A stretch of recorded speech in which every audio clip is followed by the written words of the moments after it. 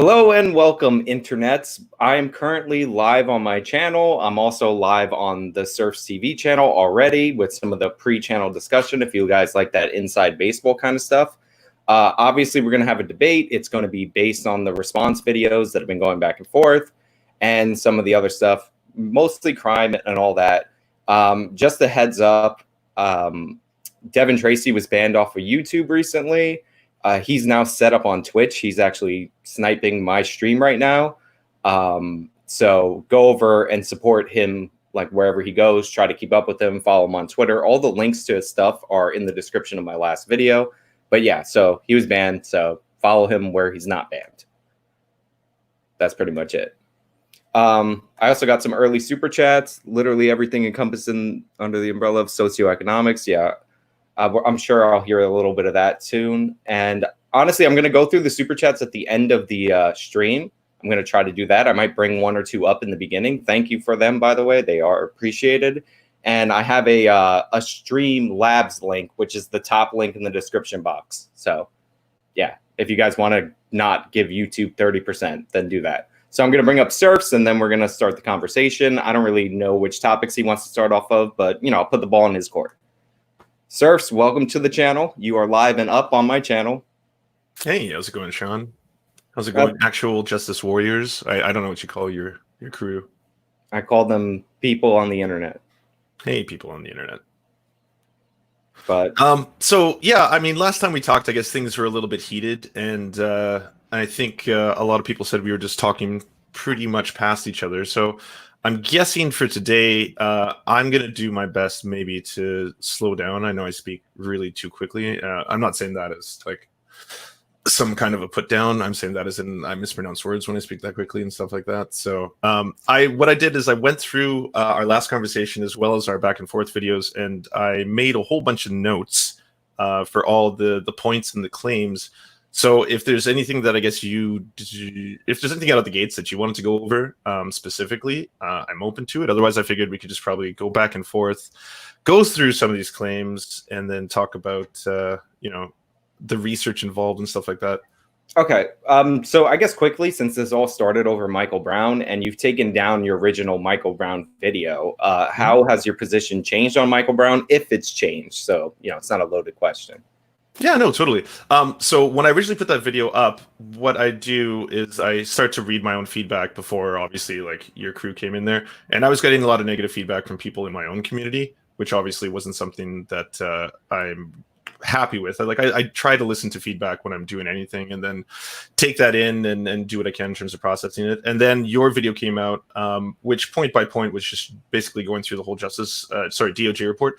All the callouts are totally fair. I didn't go through the DOJ report. I do my streams basically every single day, and what I try to do is, I'll be a Wikipedia Andy in the sense that Wikipedia will have a whole bunch of sources that you can quickly reference, but obviously I hadn't done enough research, so my position has changed in the sense that based on the DOJ report, I think, and based on the forensic evidence, because I did end up reading the whole 86-page report, yes, it does show that Michael Brown isn't exactly a case that I would try to hold up as like an example of just an innocent person being shot indiscriminately for the virtue of being black.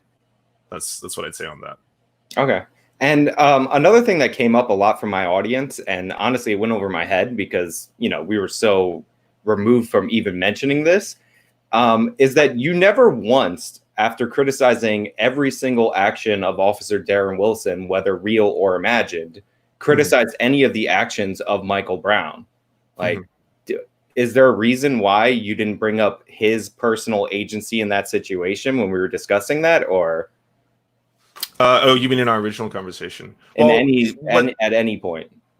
Yeah, so in our original conversation, the reason I was asking a lot of questions is we don't have a lot of history together. So I obviously wanted to figure out a bit about why you believe what you believe and that kind of stuff. So that's why I was trying to get to the root of a lot of these things. When it came to Michael Brown, I think the what is it? Attacking the cop, hitting him in the face, the reaching for his weapon in the car. The only thing that the DOJ report doesn't really back up in terms of the story that I think you're trying to lay out is the fact that he closed his hands on the door of the police car. The DOJ report says 2 possible scenarios: either the car opened on him and then closed immediately because it bounced off his body, or he pushed up against him. But that's the forensic evidence could point in either direction. But either way, yeah, no, I don't think I can defend someone punching a police officer in the face, if that's what your question is. Okay. Yeah.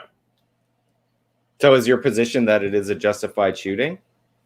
Oh, we'll get into that. That's going to take quite a bit more information to go through. But I mean, that's one of the reasons that I'm excited to do this, because I wanted to go through all the points that we brought up, and then maybe we'll get to that. I guess that could be like a conclusion near the end. I mean, I'd rather talk about it now since we have it up, and that was like the initial thing.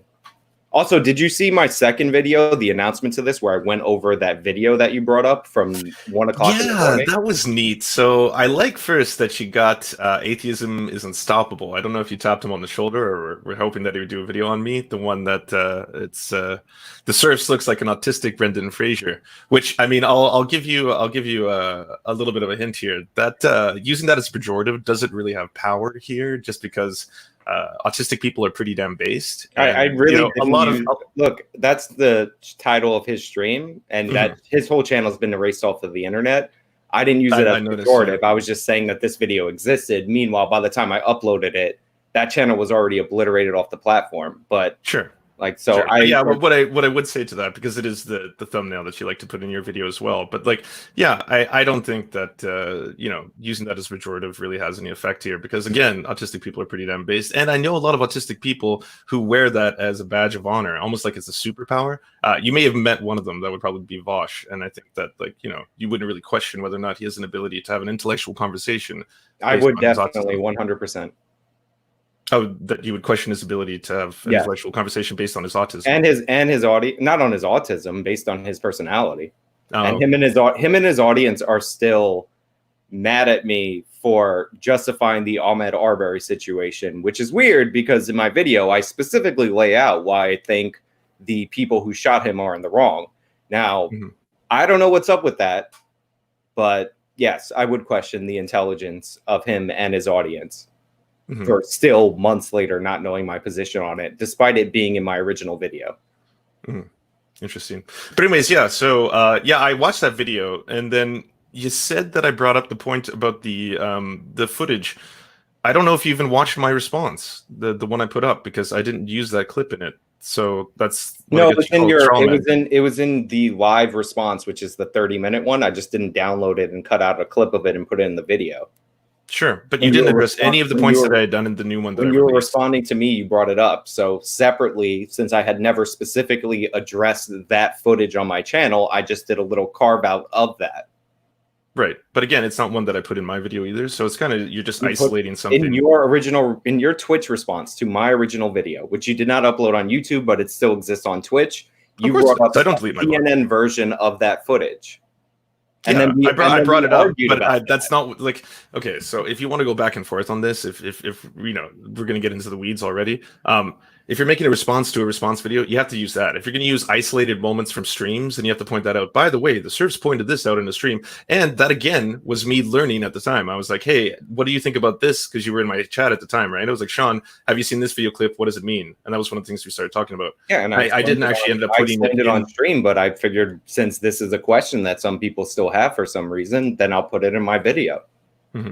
And you didn't actually address any of the things I also brought up in that response. And the reason I say that was because I did see, one of the things I like to do is I take in new information, and then when I've learned from that, I'm going to make a response video and be like, hey, by the way, I've learned some things. I like that. Like, that's one of the attributes that I adore, is even having these kind of debates. I get to do a whole bunch of research into a topic that's not my area of expertise. Like you have a background in criminology, right? Criminal justice. And so do you have a degree in that, or? 2. But right. Who cares about credentials? No, absolutely. I mean, the appeal to authority could be yourself in that case. But I'm just saying, when it comes to this kind of stuff, I'm just a clown on the internet. So for me, it's really neat that I get to go down this deep dive and learn all this kind of stuff. And so I would take in new information. So when I was making my response and I wanted to correct myself on what I had said earlier, I ended up looking up the DOJ report, reading the DOJ report, and then also looking up the second DOJ report, which was curious to me that you didn't bring up at all. And then I was hoping you would have responded to that part, because I thought that was a very interesting thing in relation to why exactly. Well, I shot my video to announce the debate, and it was based on the other ones, and your video published while I was editing. So I just pulled the clip of you saying that you took down your other video and threw it in there. So at the time of me editing that video, it wasn't like there. I had already shot it. So you hadn't even watched mine before you uploaded the response, then, is what you're saying? Well, it wasn't a response to that. It was the response to the conversation and the announcement of this. Okay. All right. Well, why don't we go through this then? Because, like I said, I did pull apart every single of the points brought up, so we could run through them one by one. Okay. All right. So this is the first one. Cops can't aim. You're taught to center mass, right? Was that the shoot claim? center mass? Yes. Yeah. So I looked that up, and yeah, you're entirely right. In the United States, that is part of the training, and that was neat to learn. I personally think that's one of the big problems. It actually went further than that. When I was doing research on this, it says that police officers only withdraw their weapons and firearms if they intend to use them as a means of lethal enforcement, as in they pull out their guns explicitly for the use of killing people, right? Okay, so then the next question we were talking about, because I went back and forth with Canada, I couldn't find a lot of information directly juxtaposing the Canadian killings by the police and the American ones, although I do have some stats on that. But the big question being is, why is there more police killings in the U.S. and other countries? Because the U.S. has a way higher per capita rate of private citizen firearm ownership, so the police are way more likely to encounter suspects with guns or the threat of a gun. And is that the only thing you're going to say on that matter? Is just that one? I mean, we have more guns than people in the United States of America. I'm agreeing with you on that, but I'm just saying, is that the only reason you think that is? Or is that one of many? Is it a multifaceted issue? I mean, we're also, I mean, if you're going raw numbers, we're also the third largest country in the world right now. You are, but this is going to be completely per capita, so it's going to be by ratio of population. So based on that, compared and to by the way, it's not that the police are taught to shoot center mass in order to kill. They're taught to shoot center mass because it's the largest part of the body. It's the easiest part of the body to hit. Mm-hmm. Like that's really it. There's no, there's right, no. But they're taught. It's not strategic unless it's not strategic except for the part that they're trying not to miss. That's the only thing that's strategic about it. But it's not like that's the deadliest part of the body. Sure, I never said that, but I did tell you, and you agreed with this point, that they remove their firearms to have lethal enforcement. That's one of the purposes. Okay. Like you should be aiming your gun if you intend to kill. You shouldn't be aiming it if you intend to shoot someone. That's like a basic rule of firearm ownership. Don't point your gun at something unless you intend to shoot it. Awesome. So when going to compare the annual fatal police shootings per million residents, the U.S. per every million people kills 3.42, compared to Denmark at 0.187, Sweden at 0.133, and Finland at 0.034. Okay. Now, the reason I'm bringing this up is, while the U.S. has the highest percentage of guns per capita of any country in the world, and this does factor into its high rate of police killings amongst the developed world, it does not alone account for the disproportionate numbers. Well, we also have higher rates of violent crime and other issues like that. Yeah, so I'm going to get into those as well, but the U.S. is the only nation where deadly force behavioral mandates are set by the Supreme Court as of 1989, which gave constitutional permissible use of force if reasonable perceived imminent threat and grave harm. By contrast, national standards in European countries conform to the European Convention on Human Rights, which permits deadly force only when it is absolutely necessary to achieve a lawful purpose. America's standards violate Europe's absolute necessity laws. And so based on that, sorry, go ahead. I said, okay. Yeah. So in the U.S., only 8 states require verbal warnings when possible. Wall warning and leg shots are typically prohibited. In Finland and Norway, they require that police obtain permission from a superior officer before shooting anybody. Centralized training centers keep police accountable. As well, and police in the Netherlands, Norway, and Finland require a 3-year national training academy compared to 19 weeks in classrooms in the U.S.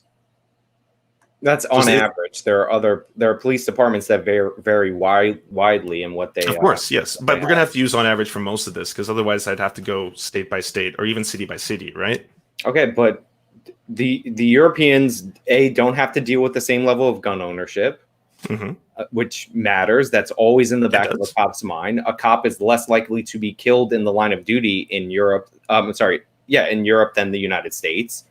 And the idea that you're going to wait for your supervisor's permission in like an instant situation when somebody draws a gun on you is ridiculous. Or when somebody draws a knife on you, it's ridiculous.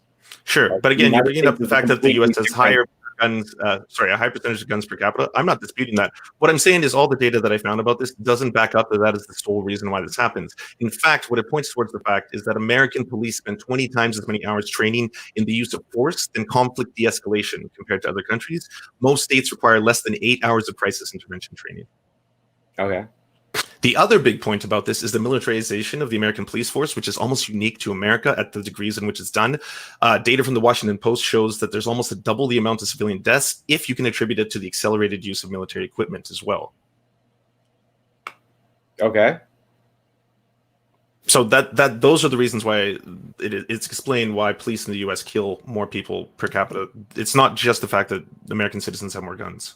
More guns and higher rates of violent crime. There are yes, those aren't the only two reasons. If we're talking about unarmed people by comparison, like the amount of unarmed people shot in the entire United States last year, according to the Washington Post, black people was like 9 and white people was 19. So a very small proportion of the police killings are of unarmed people in the United States of America. Right. I'm going to get into that one next because I have research on that. But anyways, did you like these things come from a handful of different things? I was looking up, Amnesty International's investigation to global police brutality, UN Human Rights Commission's American Sociology of Criminology, as well as the National Academy of Sciences. All of these agree on the same thing, that it's not simply the fact that you have more guns and more violence in the United States. It's also directly attributable to the militarization of the American police force and the way that police training takes place in the U.S. Okay. I'm sure that militarization on the police, which I'm not just generally in favor of, has some negative consequences for sure. And like, I'm not disputing that, but the overwhelming majority of the disparity is explained by the fact that we have way more violent crime than in your average European country. Not all of them, just the average one. And we have way higher rates of per capita gun ownership. So cops are more likely to encounter an armed suspect, and they have more reason to believe that a suspect that they pull over is likelier to be armed. Like, that's still the bulk of the reason. Like, it's not all of the reason. I'm sure there's some, obviously there are some differences. Like, yeah, but the thing is, you can't dispel wider data that comes in from this kind of stuff in order to just discount the parts you don't like. And they're way more spread out. We have local governance that determines training of these officers on the local level.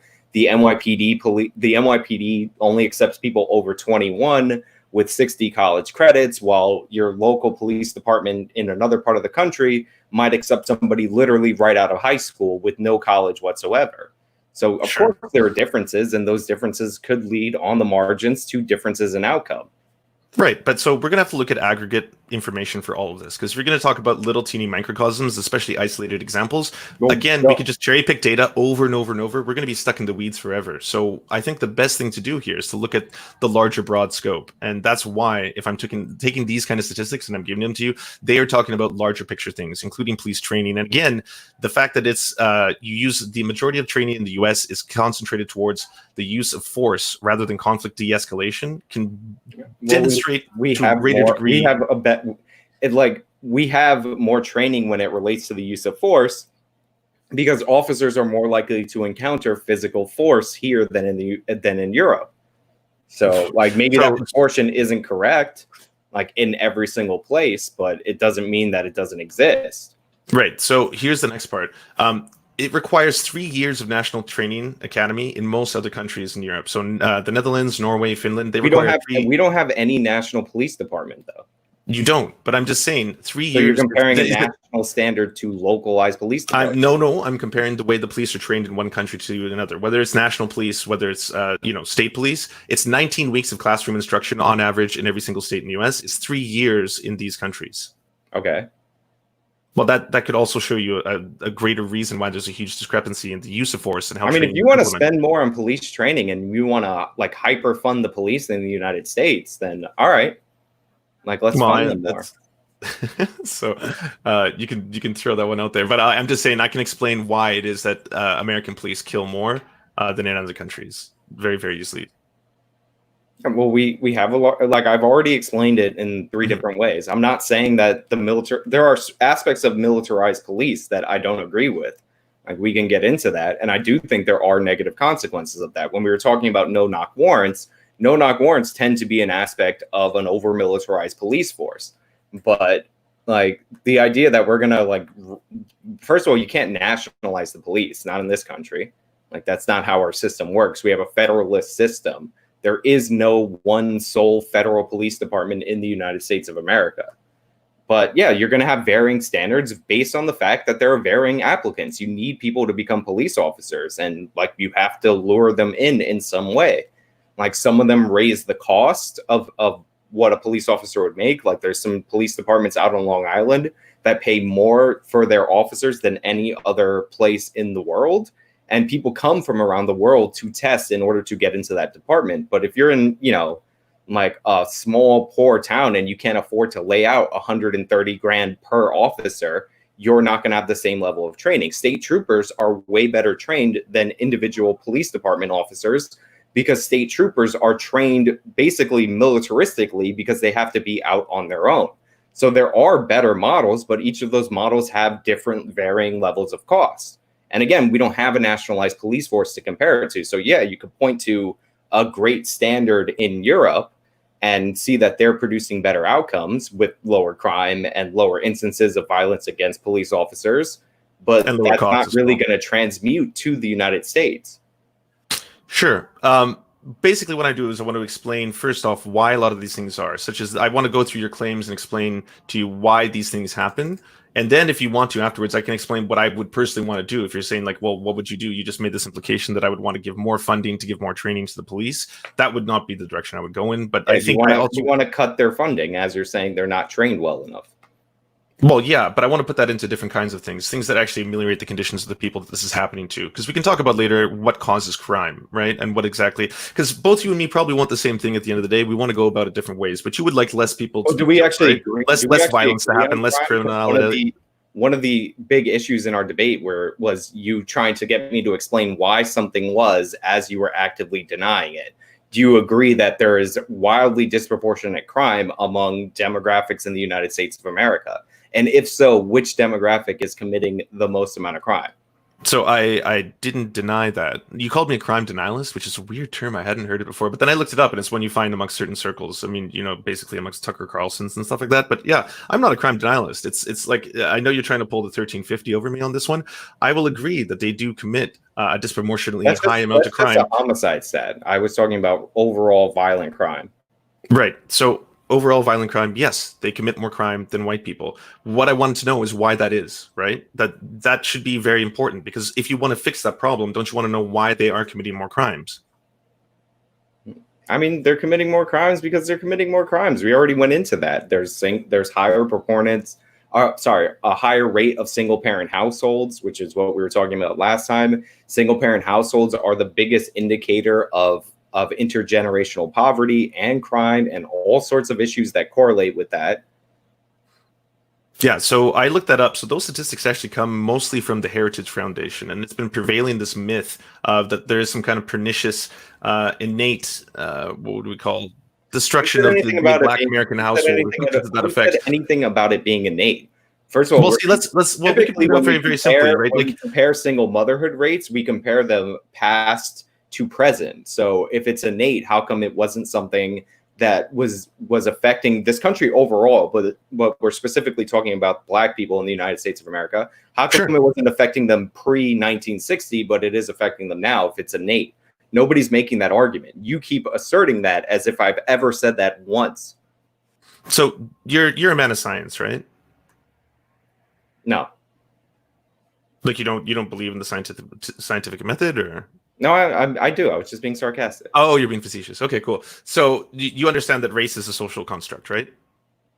I mean, there are some things that are related. There is something that you could see biologically that is what we base the social construct around. Like there is a such thing as race. Okay, so I can dispel that one for you if you don't understand the concept of race being a social construct. So the Human Genome Project has mapped out the entirety of the human sequence of DNA, and what we found from that is there isn't actually a genetic variable that we can attribute to race. Yeah, I understand that there's no hard line, but there are genetic characteristics, hair color, eye color, skin color, that we see and we call race. So, right. So what you're doing in that case is you're attributing a handful of qualities to people to try and categorize them, that don't actually exist. So the idea that a certain amount of melanin in your skin can actually, oh no, that all exists. But the idea that then makes you a fake honestly, this idea or a this is concept a of pointless race, right? conversation because we both know what we're talking about when we're talking. Well, I think about it's an race. uncomfortable If you conversation want to because you use might not like going around this kind of road, but I understand why. a different word for it, then that's fine. But we both know what each other are talking about. Like, yeah, I'm not saying that there's a hard line between black, white, Asian, South Asian or whatever. What I'm saying is those things don't actually exist. They were invented by the white race in order to characterize people into different classifications. But if you talk about, say, black people, right, what we're actually talking about is demographics. We're talking about different clusters of human beings because at the end of the day, it's all just of humanity, right? So it's just different human beings in different areas. So if you want to tell me something like, hey, well then Lance, how does a certain group have sickle cell anemia? What you're actually talking about is people from certain areas of sub-Saharan Africa that happen to have that. But it doesn't mean that it's a trait that's attributable to one classification of race. Okay. So you'd agree with all that? Who cares? Like, I wasn't saying crime was innate in the first place. No, but then among the demographic of people that we call black in the United States of America, their per capita crime rates are significantly higher than the national average. Right. But again, so if there's no such thing as race, then we should be looking at why that is happening to a certain amount of people in a certain group. It's like you said, it's nothing innate, so there's nothing intrinsic to them that is causing that. So there has to be socioeconomic reasons why that's occurring, correct? I'm sorry, I saw something on the side. Can you just repeat that last part? Okay, so because, again, like you said, it's not intrinsic, it's not innate, there's no such thing as race. These are just happening to clusters of different human beings within the United States. So because of that, to them, they're committing the crimes. Oh, they are committing the crimes. I'm saying that there is socioeconomic reasons why this is happening to a certain classification of people. Victimize people in what we in the United States of America, I'm just going to use that from now on, what we in the United States of America would deem as black. Like, they do victimize those people, like, as well. Sorry, who's there? What we in the United States of America would deem, I feel like it's stupid for me to say this the whole time, but if it makes you feel better, the group that we in the United States of America would deem as black victimize that same group, black people in the United States of America. So it does happen to them too, but it's like, at their own hands. Demographic. Right. It does happen. You are wording this very strangely. I'm just saying. Well, because you're like, did you know that race is a social? It's like, who cares? Like, I'm not saying it's innate to those people. Part of the conversation last time, when you were too busy trying to call me a racist, was me explaining how more black people don't equal more crime in the United States of America necessarily by comparing and contrasting New York versus Chicago. Yeah, I'm going to get into that. I looked that up. It was fascinating to find out. But I do want to start with this. So the idea that the black community is committing more crimes, right? So black people are committing more crimes. So I looked that up. I found a whole bunch of great information. The University of California studies on racial bias, Boston University School of Medicine, University of Oxford, the Washington Post analysis on police killings. All of this found out that there's an evidence of significant bias in the killings of unarmed black Americans relative to unarmed white Americans. Probability of being shot by the police if black and unarmed is 3.49 times the probability of being white. I mean, John Jay and Harvard both put out studies showing that there was no racial bias in police killings, and that per violent arrest, police were no more likely to kill black suspects than they were to kill white suspects. Yeah, so unfortunately that has been completely disproved and discredited. Like, I have an overwhelming amount of evidence that points in the opposite direction. Not that they are particularly searching out with the intent of saying, hey, today we're going to look for the guy went black criminals or something like that. To try to prove the opposite, and he was shocked by the finding. But I mean, I'll look at it if you have something that contradicts that. But the reason that black people get killed more by the police than per capita to their population is because they commit significantly more crime. If a police officer is killed in the line of duty, 40% of the time, a black person is the one who kills that police officer.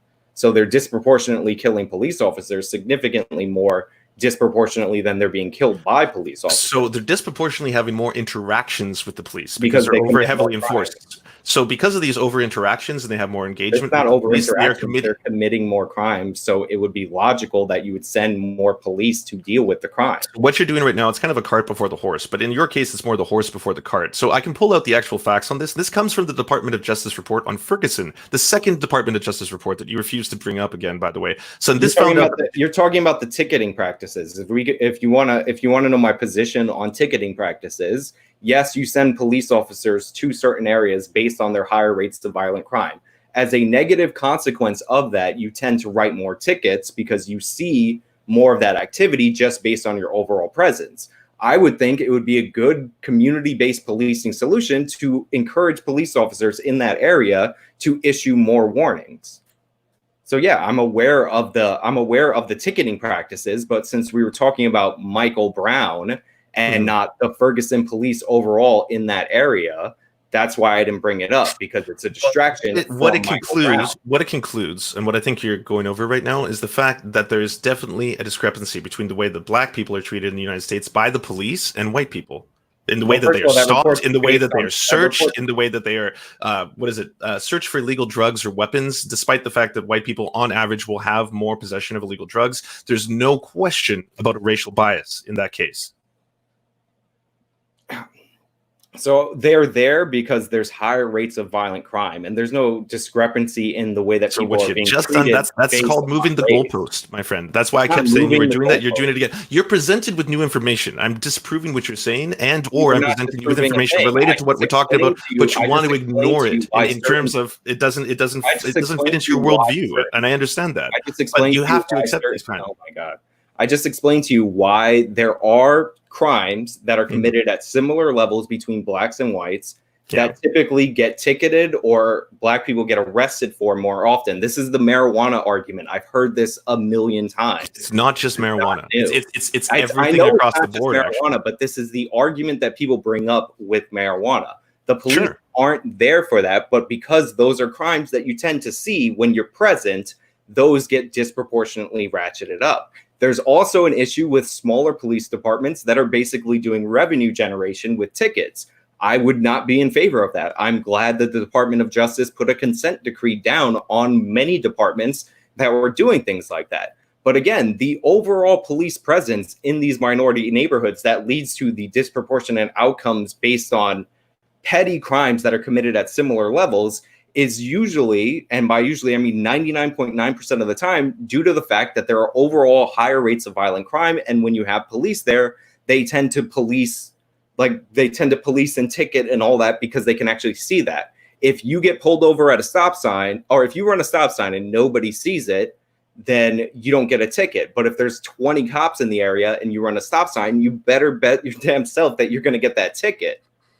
So your idea in this is that if we keep sending more police to areas where you think that there's more crime, we're going to be able to lower the amount of crime. But that in turn should lower the amount of crime. Where there is more crime, yes. Okay. So first off, 47% of the people released from prison who were wrongfully convicted are black. Okay. That is completely in basis with the fact that we can see an overrepresentation of black people being stopped for things that they would not be as likely to be stopped for had they been white. The majority of the time that they find out who the other person is, they're also another black person. Yes, there are accidents that happen in the criminal justice system, and those people should be compensated for that. But it's not random people being yanked off the street and thrown into prison just based on their race. Like, people get unlucky. Yeah, but unfortunately for black people, they get very unlucky. Like 85% of vehicle stops, 90% of citations, 93% of arrests, despite comprising 67% of the population of Ferguson. They're twice as likely than whites to be searched for traffic stops, even though they're 26% less likely to be in possession of illegal drugs or weapons. Yeah. Like, when you see all that, you must say to yourself, well, there has to be a racial bias to this. Well, no. What is the goal of the searches? There's a two-front goal, because this is like the stop and frisk argument. Because the goal of those searches is not only to find illegal contraband, but it's also to deter the carrying of illegal contraband.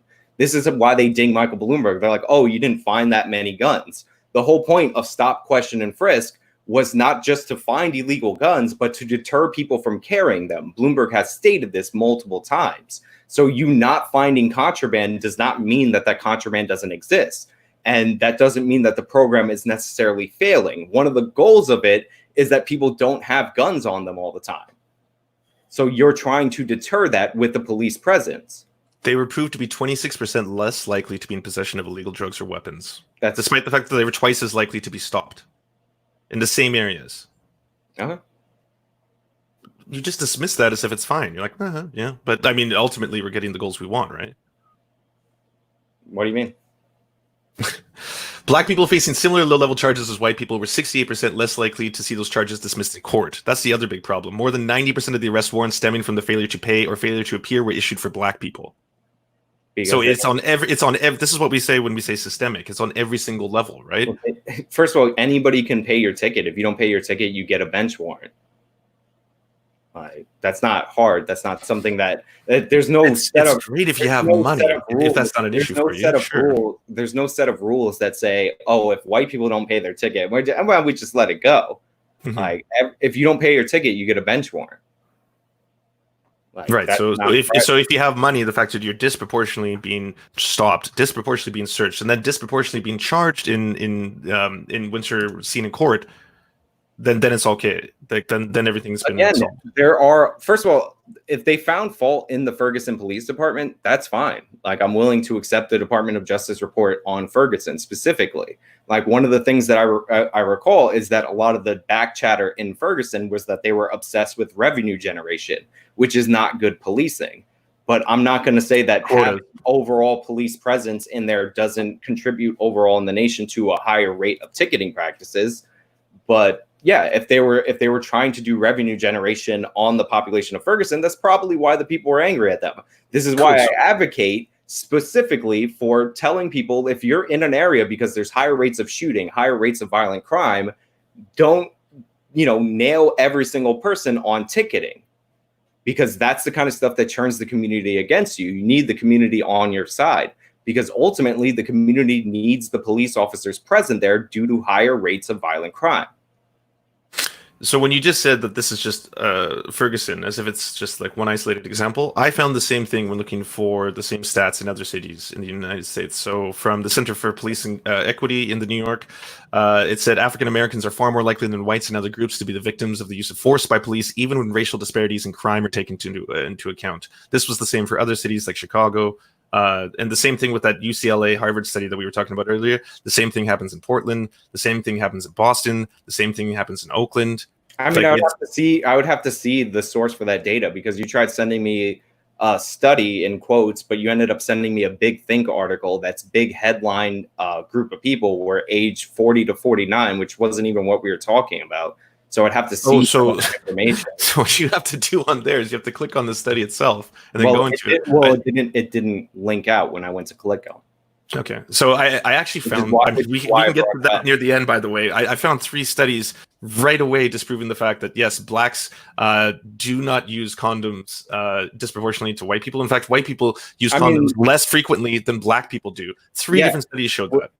You sent me one of those, and it was the demographic that they were highlighting was age 40 to 49. And even in that article, you're talking about the Big Thing article. Click on the study, my dude. Click on the study. Look at this. I looked at your study, by the way. Your study isolated black people exclusively. It was like, hey, by the way, these are the sexual practices just of black people. You have to compare them to other demographics. If you don't do that, you're just talking about one study. Higher rates of STIs and teen pregnancy. That's why. Yes. Oh my God, dude. Again, do you not understand how to read studies? If you want to look at how a study works, you can't just isolate it like that. If you show higher rates of HIV, there's a lot of reasons why you can catch HIV. It's not simply the fact that you're not using condoms. You also, and if you want to compare, you also read in your video. This is how absurd it was. You also read in your video, and I did catch this part, a study about black males who are gay, who are more likely to use condoms than their white counterparts, which interesting, but completely not germane for obvious reasons to teen pregnancy stats. Yeah, well, it is germane to the rate in which they would use condoms, whether or not it's within a black, within a gay culture or straight culture. We were talking about teen pregnancy. We were talking about teen pregnancy. Are you kidding me? No, we were talking about the family dynamic. That's what we were talking about. But again, if you want to go into the weeds, I'm sorry, are you really going to stand on that right there? We were talking about teen pregnancy, and you read off all confidently in your video a stat about gay men using condoms more than straight men. Like, are you really going to stand by that right now? Is this the gotcha you think it is? The topic we were talking about? Are you serious? Do I need to explain basic biology? Yeah, please do it. I'd love to hear you. Okay, but anyways, black use of condoms versus white use of condoms, right? Women get pregnant. Mm-hmm. Gay dudes, they don't have a lot of pregnancies in their situation. They typically use condoms for STDs. Typically. And if black gay males use condoms more than white gay males, that's great. I'm not against it. But we were talking specifically about teen pregnancy when we were having this conversation. So to pretend that a demographic that has little, I would argue, to do with teen pregnancy is germane to that conversation is absurd. Okay, so I pulled it up. Here was the first one. The Indiana University National Sex Study is the latest national study to refute the theory that high HIV rates amongst African Americans are the result of riskier behavior. This study shows, in fact, that African Americans are more likely than other ethnic groups to use condoms, as well as it is more likely to be tested for HIV. And condom rates used amongst Black teenagers were the highest of any demographic, an incredible 92% for males and 100% for females last time they engaged in sex. And what was the wording on that? What was that wording on that study? Was it the last time that they engaged in sex? If you want to look up the methodology, I'll send it to you. But this is one of 3 studies that I pulled up. And these are just the first ones that popped up on Google. This isn't even something I would have expected to find, but it's neat that these exist because it directly refutes what I would, categorize as a racist assertion that Black people happen to use condoms at a lower rate than white people. It wasn't a racist assertion. We were talking about... Of course it is, because it's not based on fact. So you're just guessing that this is the reason why they quote-unquote have broken families, because they don't use condoms. It's weird, but I mean... I don't know. There's no other way of characterizing that. All right, it wasn't a racist assertion. We were talking about why single parent households are more prevalent, and I can be a Google ninja too. I can pull up CDC report on who uses contraceptives more. It's not that difficult. Like, where is this? I have it somewhere in my tabs. All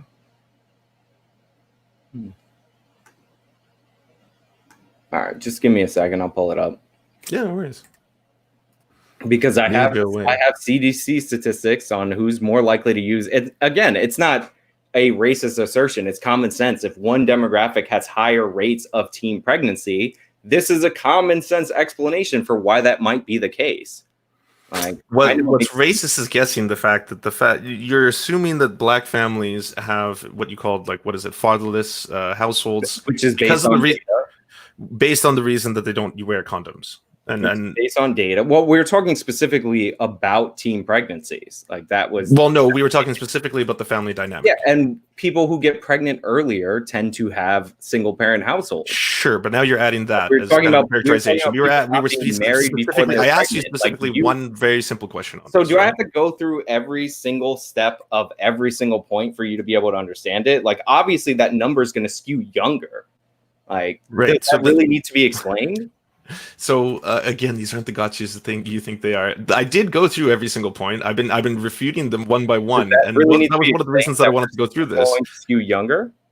Sorry, I'm curious that we're obviously going to skew younger if we're talking about like single parent households. It doesn't matter what the characterization of it's going to be. If I ask you a question, and it's a very simple question, why is it that you think more Black families grow up without fathers? And your answer is because they don't wear condoms. That if you want to say, well, yeah, but I want to characterize this as me saying whether or not teens get pregnant, that's different. That's you saying, like, well, you should have figured that out. You should have connected the dots for me, right? So I have to connect the dots for you. You have to answer the questions that are asked of you, and then hopefully back them up with science and data, right? All right. So I have to explain everything.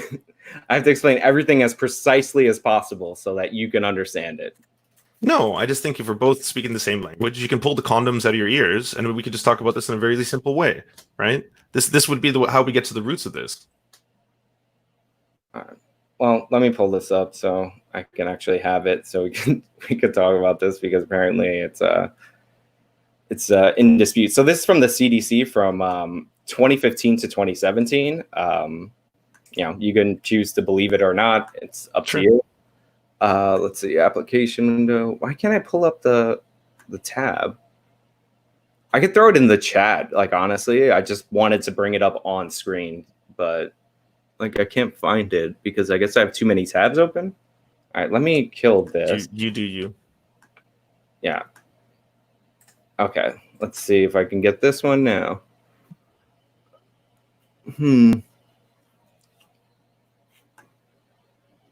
All right, I'm just going to go application window. Everybody's going to see the extra me. Okay, so like right here, I have percentage of women age 15 to 49 who currently using female sterilization, oral contraceptive pill, male condom, or long-lasting reversible contraceptives in the United States. And you can see it's coded. Is this one coded by race? Yeah. All right. I think it's the next chart, actually. Here we go. This one is coded by race. And you can see the green is Black non-Hispanic. And this is female sterilization, which skews older, obviously, because people get sterilized when they're older. Pills, it's under. Condoms is under, which is what we were talking about. And long-lasting reversible contraceptives are under.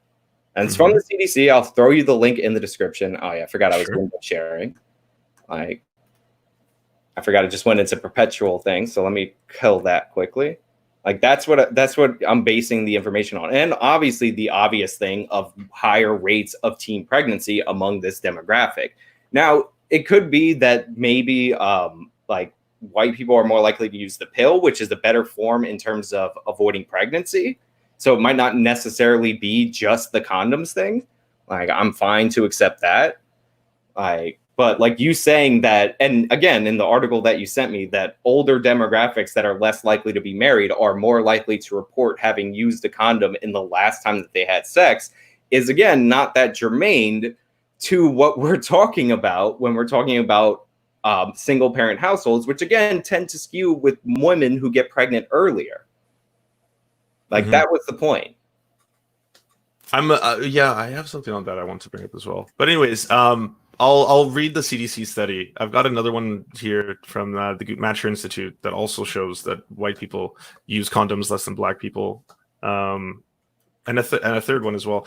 I guess we can just stack all three of these up, and we can continue the condom conversation in a second. I didn't want to take too far away though from they commit higher crime overall, so they're proportionally represented in prison, right? Yeah, obviously.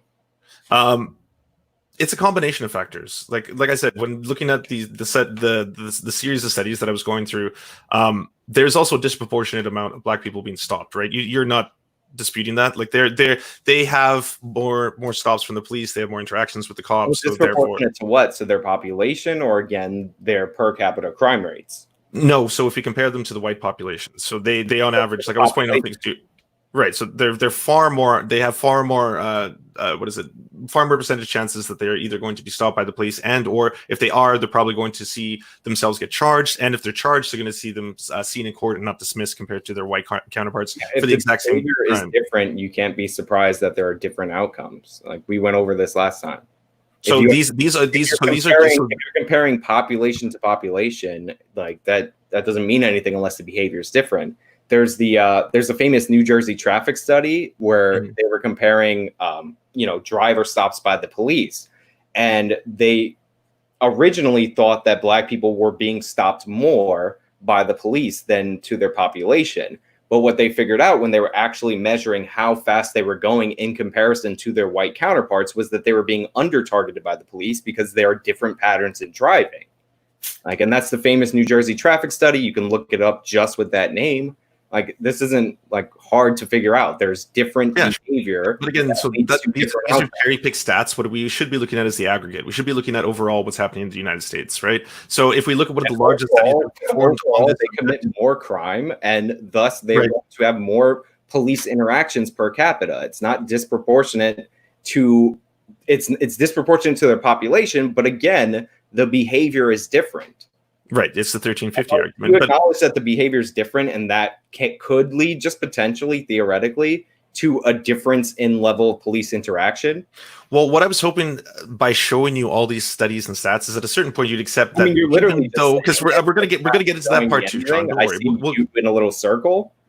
Right, so you could get that part as well. I haven't denied once that they're not committing more crimes beforehand, and I could have reviewed it. Like, if you wanted to show me this. No, I don't think a lot of these things are up for dispute. Maybe it's the first time you've heard them. But anyways, I want to talk about this other study. First time I've heard it. Okay, cool. So this is the largest study that looks at about 19,000 police interactions across the board in the United States, right? African Americans are more likely than whites and other groups to be the victims of the use of force by the police, even when racial disparities in crime are taken into account. So it doesn't matter. But how did they behave in the stop? Because black people are more likely to resist arrest when it comes to interacting with the police. Even when racial disparities in the crime are taken into account. In crime, but we're talking about resisting arrest. That's like the Michael Brown thing. He wasn't shot for, stealing something from a convenience store. He was shot for fighting the police officer.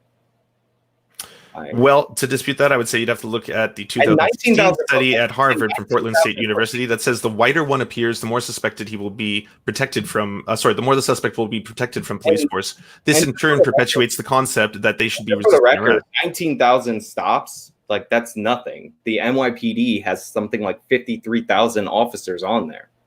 So like 19,000 stops, that's like a tiny sample size. That's not even a full department at work in New York City in a single day. Like officers commit multiple stops a day. It's like every single piece of data kind of goes in one ear and out the other. I'm just putting it into perspective because 19,000 sounds amazing, and you might live in a small community where that's a lot of stops to measure a specific police department. But if you're saying nationwide 19,000 stops, and that's less than what the NYPD would produce in a single day, that's important for me to note. Correct or no? Oh, it is important. Absolutely. I mean, I can also explain the reason why members of the Black community seem to be. What police department were they examining, if you don't mind me asking? Sorry, which one? What police department were they examining? Center for Police and Equality. The one that I was just talking about from UCLA was looking at Boston. Okay. Yeah.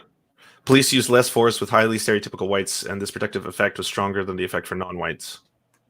And then there was another one, the Stanford study on the police practices in Oakland, California, which is one of the worst. Regardless of the area of the city, disproportionate treatment by race was similar, and the raw totals were stunning. Of 2890 African Americans handcuffed but not arrested in a 13-month period, only 193 whites were cuffed in the same interactions when everything else was accounted for. I mean, how are they scoring the interactions? I'd have to. I mean, going through the methodology. I'm just curious because like no two police stops are identical, so I'm curious. No, absolutely. But I mean, on an average, that number must at least point to something for you, right? 2,890 to 193 for the exact same kinds of arrests when everything else is removed.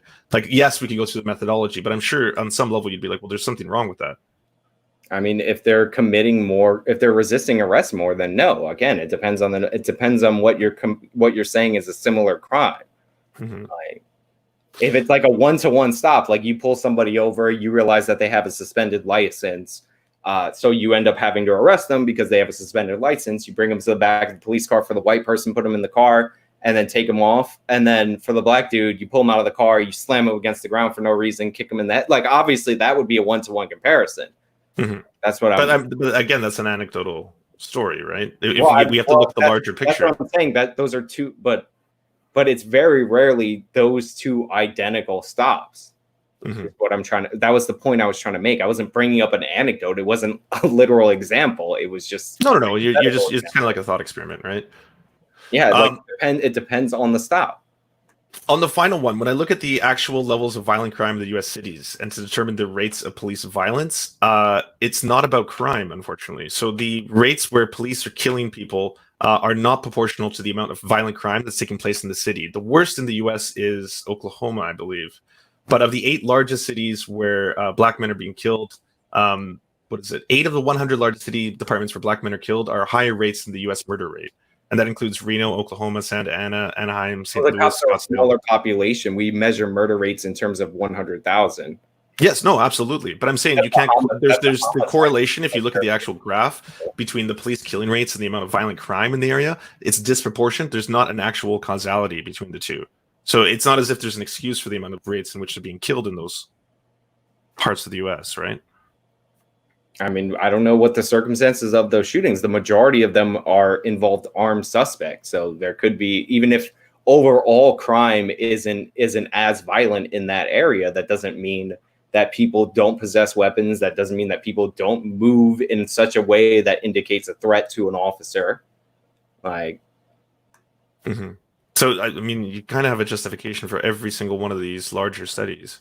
Well, the overall, like, out of all the police killings that we end up actually examining, right? I think there's like close to 1,000 in the United States of America.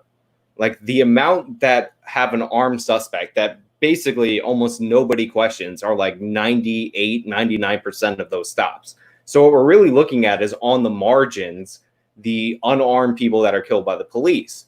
But we don't even look at that. We don't even go case by case of the unarmed ones. We look for individual ones that happen to be black so that we can make a racial narrative. And that's cherry picking. Like, it's the definition of cherry picking. So overall, the United States police are definitely more violent as compared to our European counterparts. And I've already explained that's because we have higher rates of per capita gun ownership. We have higher rates of violent crime. And yes, we have disparities in training based on police departments because police departments are local. I mean, sometimes the guy in charge of a police department is elected, which is the sheriff system. So yes, there are disparities for sure. But overall, the overwhelming majority of police shootings are suspects with weapons or simulated weapons. So if you have a toy gun that presents like a real gun that anybody could mistake for a real gun, and there's a shooting based on that, that happens, like 30, 40 times a year. So we're really haggling over these few niche cases in the United States of America. Oh, I'm not talking towards niche cases. I've been talking about larger scale studies in every single example I've given. You're the one who's trying to isolate this to small little, cherry picked examples. We don't really talk about this overall. Like if somebody has a knife on them and they're coming at the officer, do you think that that's a justified shooting? It depends. There's going to be a lot of conditions there, but I think in order to actually have an educated example, or sorry, even a discussion about this, if you want to say, like, if you want to do a whole bunch of thoughts, can you not protect yourself as a police officer first off, against a threat of deadly force or serious bodily injury? Yeah. So when I speak, or like, I didn't think we needed a moderator, but I mean, if we're just going to yell over each other, no one on either end of these. Asking you a question. Right. So again, if we're yelling over each other, we won't get past this. I'm not yelling. I was asking you a question. Right. So you asked me a question. I'm going to answer it. Right. So in that case, what was it? The first one where the guy's coming at him with a knife? Yeah. Is he justified in his use of force? Depends on the scenario, right? It's an isolated example. Probably depends on it. Again, this means nothing to anybody if we're trying to actually have a conversation about how this affects the larger scale, right? The majority of the examples, you know that, right? These are the majority of the examples. The majority of the examples. When you break it down, you have the Washington Post data right in front of you, right? What are I don't have. Well, sorry, I don't have that one pulled up right now. But all the police killings, the ones with no weapon, represent one of the tiniest minorities of those cases. Correct? The tiniest minorities are the ones with no weapons. I don't know. I don't have the study before me. Okay. But so you're saying in every one of these cases, it's a guy coming at another dude. The overwhelming. I'm just saying a knife, a gun.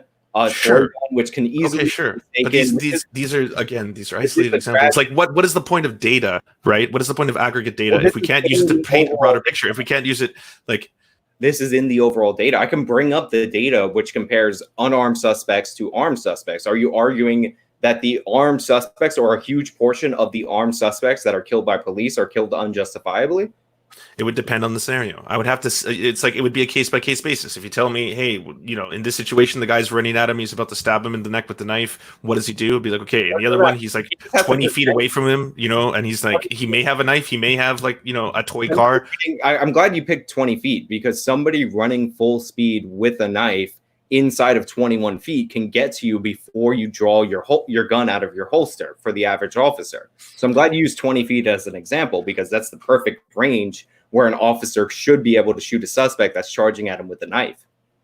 Cool. And what I'm saying is none of this means anything. It's meaningless if we actually want to have a conversation about this because you're like, oh, this one little isolated example, this is what happens in this scenario. I'd be like, okay, cool. Do you want to spend like 2 hours where I go through every thought experiment you can think of? Because what would we get to the basis of? If you go to the Washington Post, how they chart this data, the ones that they say are unarmed represent like 30 out of the 1,000 a year. So we're not going to talk about the 970 plus cases. We're just going to talk about the 30.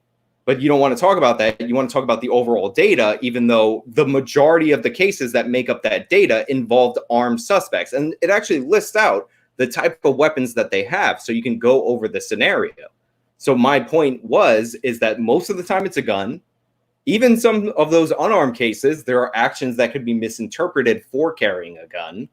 But like most of the time it's a gun. And those are almost indisputable ones. If you see a gun and you think they're about to shoot you, and you shoot them, makes perfect sense. There are knives. A knife is a deadly weapon, baseball bat, like all kinds of different weapons that people have on them that represent, again, the overwhelming majority of police killings in the United States. Sure. So I pulled that up and it says evidence of a significant bias in the killing of unarmed black Americans relative to unarmed white Americans. Probability of being shot by the police if black and unarmed is 3.49 times the probability of being Yes, white and their unarmed, population even when accounting for the same 9 crime to rates. 19. Crime variables did not matter in terms of predicting It's whether or not the 9 to person was killed 19. or unarmed. It's 9 to 19. Like, that's the number from last year, 2019. It's 9 unarmed black people versus 19 unarmed white people that were shot by the police. Yeah, and by the ratio of this own study that we're both talking about right now, it says you are 3.49 times more likely to be killed if you are black and unarmed than you are white. Your population, they have higher rates of violent crime. Like, you don't measure we went over this last time. You don't measure in terms of overall population when the behavior of one population is significantly different than the other one. In this case, we're counting for the population. Like, we're counting for the fact that this is by ratio of their population. That they make up 13% of the population of the United States, and yet they're accounted for in this way. Yes, I understand that you're presenting me numbers that are comparing the population to the percentage shot. I understand that. But the population behavior is different. Okay. How about we move on to Chicago versus New York, because this was the big one you talked about, and this one was of everything that we went over in that first conversation was the one that actually was really fascinating to learn about, because when you were saying that, I'll be honest, I didn't know about Chicago and New York, but the differences in them, as well as the drop, like we can talk afterwards about why there was a drop in crime across the board overall, which of course is a multifaceted issue, but you were trying to juxtapose the two cities, right, between New York and Chicago. I was pointing out that New York City has about 2.1 million black people, right? Because you were trying to call me a racist, which is what you do. And Chicago, I think it has like 700,000, but its overall population is 2.1 million. In terms of comparable population sizes, that's pretty decent, right? I'm sorry, Chicago's 2.7 million to New York's 2.1 million black people. There are more overall murders in the city of Chicago than in the city of New York. And in some years, by a huge amount. Yeah, in some years it's even double, which means that the per capita homicide rate in Chicago is somewhere about 6 times or maybe 5 times the New York City rate. Mm-hmm. And if race were the only sole determining factor, if I was trying to make that argument, I would totally point this out to you. Right. I get that. And it turns out even Chicago is a big misnomer, because Chicago is not in the top 15 of most violent cities in the United States of America. Every year it flips back and forth between Detroit, St. Louis, and Baltimore. They just have lower populations, so their raw numbers don't look as bad. Yeah, but I found out the reason why. It turns out from 1985 to 2009, the homicide in New York dropped 82%, assault 67%, burglary 86%, and then Chicago has a lower crime rate than it did in the 80s or 90s due to the fact that it's down everywhere. But the violent crime rate is 32% higher than New York. And then I was like, well, maybe that was because a lot of people justify it with stop and frisk or something like that. But that doesn't explain why there was a 95% shift in auto thefts and burglaries. It was actually completely explainable by economic flight, systemic housing discrimination, zoning laws that isolate the poor, and a long list of other factors. Chicago has a tremendous amount of concentrated poverty, especially for black people, surprise. And it's a direct example how black poverty is different than white poverty. A third of all poor African Americans in Chicago live in a census tract with poverty rates above 40%, compared with 26% in New York. Okay. Their crime rates are still insanely higher than in New York. And in New York, and yes, there was a national crime drop in the 90s that lowered the rate overall. And there's some cities that tick back up later. But yes, there was a national crime drop. But New York also embraced a lot of innovative policing things. And that crime drop, while significant around the country, there's a reason that crime rose in Chicago after the drop. So, it's lower than it was in the 80s, but still higher than it was, I think, pre-2014, if I'm not mistaken. And that's because the NYPD put forward a lot of innovative policing tactics like broken windows policing, not necessarily stop, question, and frisk, although under Giuliani, that was a more effective program than under Bloomberg. So that first part, the okay, means that you accept that it actually is directly correlated to poverty, and that's the main. I mean, there's a correlation between crime and poverty, yeah, but it's not. It's actually the main correlation. Poverty. So it's the biggest determining factor for crime. Is poverty. No, crime causes the poverty, though. That's the problem. Nobody wants to invest in a community that has such a gigantic murder rate. It correlates with that. Brooklyn the NYPD drove down the crime in the borough of Brooklyn, and now Brooklyn's so ridiculously nice. I can't afford to live there. It's certain parts, not all. Sure. So again, that's the cart before the horse. It's not disputed by any different version of academia, especially as far as I can see, as broad as I could check out. In terms of the causality of what causes crime, it's poverty. There's just no two ways about that. What causes poverty, though? But well, we can get into that, especially when it comes to Black Americans in the United States. Why they are systemically poorer. It's three things. Sure. People having children before they're married, not graduating high school, and not having a job. Do you think Black people in Chicago are somehow less capable of doing those three things than in New York City? So all three of those are not the cause of poverty, and this is not widely disputed anywhere. If you do those three things, according to the Brookings Institute, you will not be in permanent poverty in the United States of America.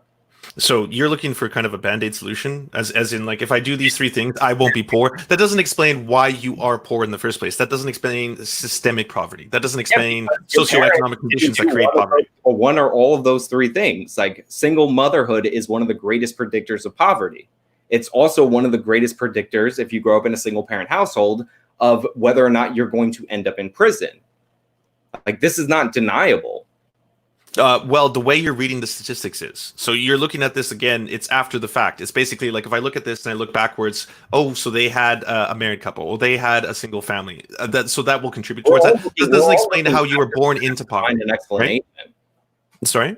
We're all looking after the fact to find an explanation. Like, what are you talking about? Like, I'm not. Oh no, we've right. So we found it though, right? So like, even something I don't think you consider like a far leftist organization, the World Bank.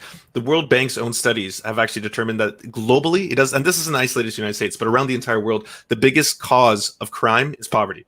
And it doesn't matter what it is. It has nothing to do with whether or not you're marrying later in life. Okay, so fine. All right. So do you think that poor people based on their poverty, are more prone to rape? Poor people based on their poverty are more prone to poverty rape. Causing rape. Should I arrest poverty for the crime of rape? I think if you're growing up in impoverished conditions, you will be more predisposed to committing crimes, which includes rape. So rape is a consequence of poverty. That's what you're.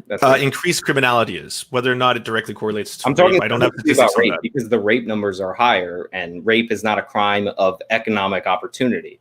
Like, you can argue. Sorry. Rape is higher. Are you saying amongst Black people? Is that it? Is that the argument you're making? And they steal bread. You can understand like why they would make that one-to-one leap. Oh no, see, like all of crime is actually tied towards poverty. There's so much to do with your socioeconomic conditions that will then foster out different predictable outcomes. So it doesn't matter whether or not it's rape, it doesn't matter whether or not it's stealing bread. It's not literally like I'm hungry because my family doesn't have any food. It's I grew up in a broken household, and there's so many things that will surround that. Are my parents addicted to drugs? Are they alcoholics? Are they going to beat me? Am I going to be able to go to a good school? Am I going to have people in my socioeconomic circles that have the same things? All of these conditions are very, very important. And they all come from poverty, right? So you grew up in a broken household. Right. So the broken household is what's causing the poverty. No. Poverty is what causes the broken household. What are you talking about? People are poor. If you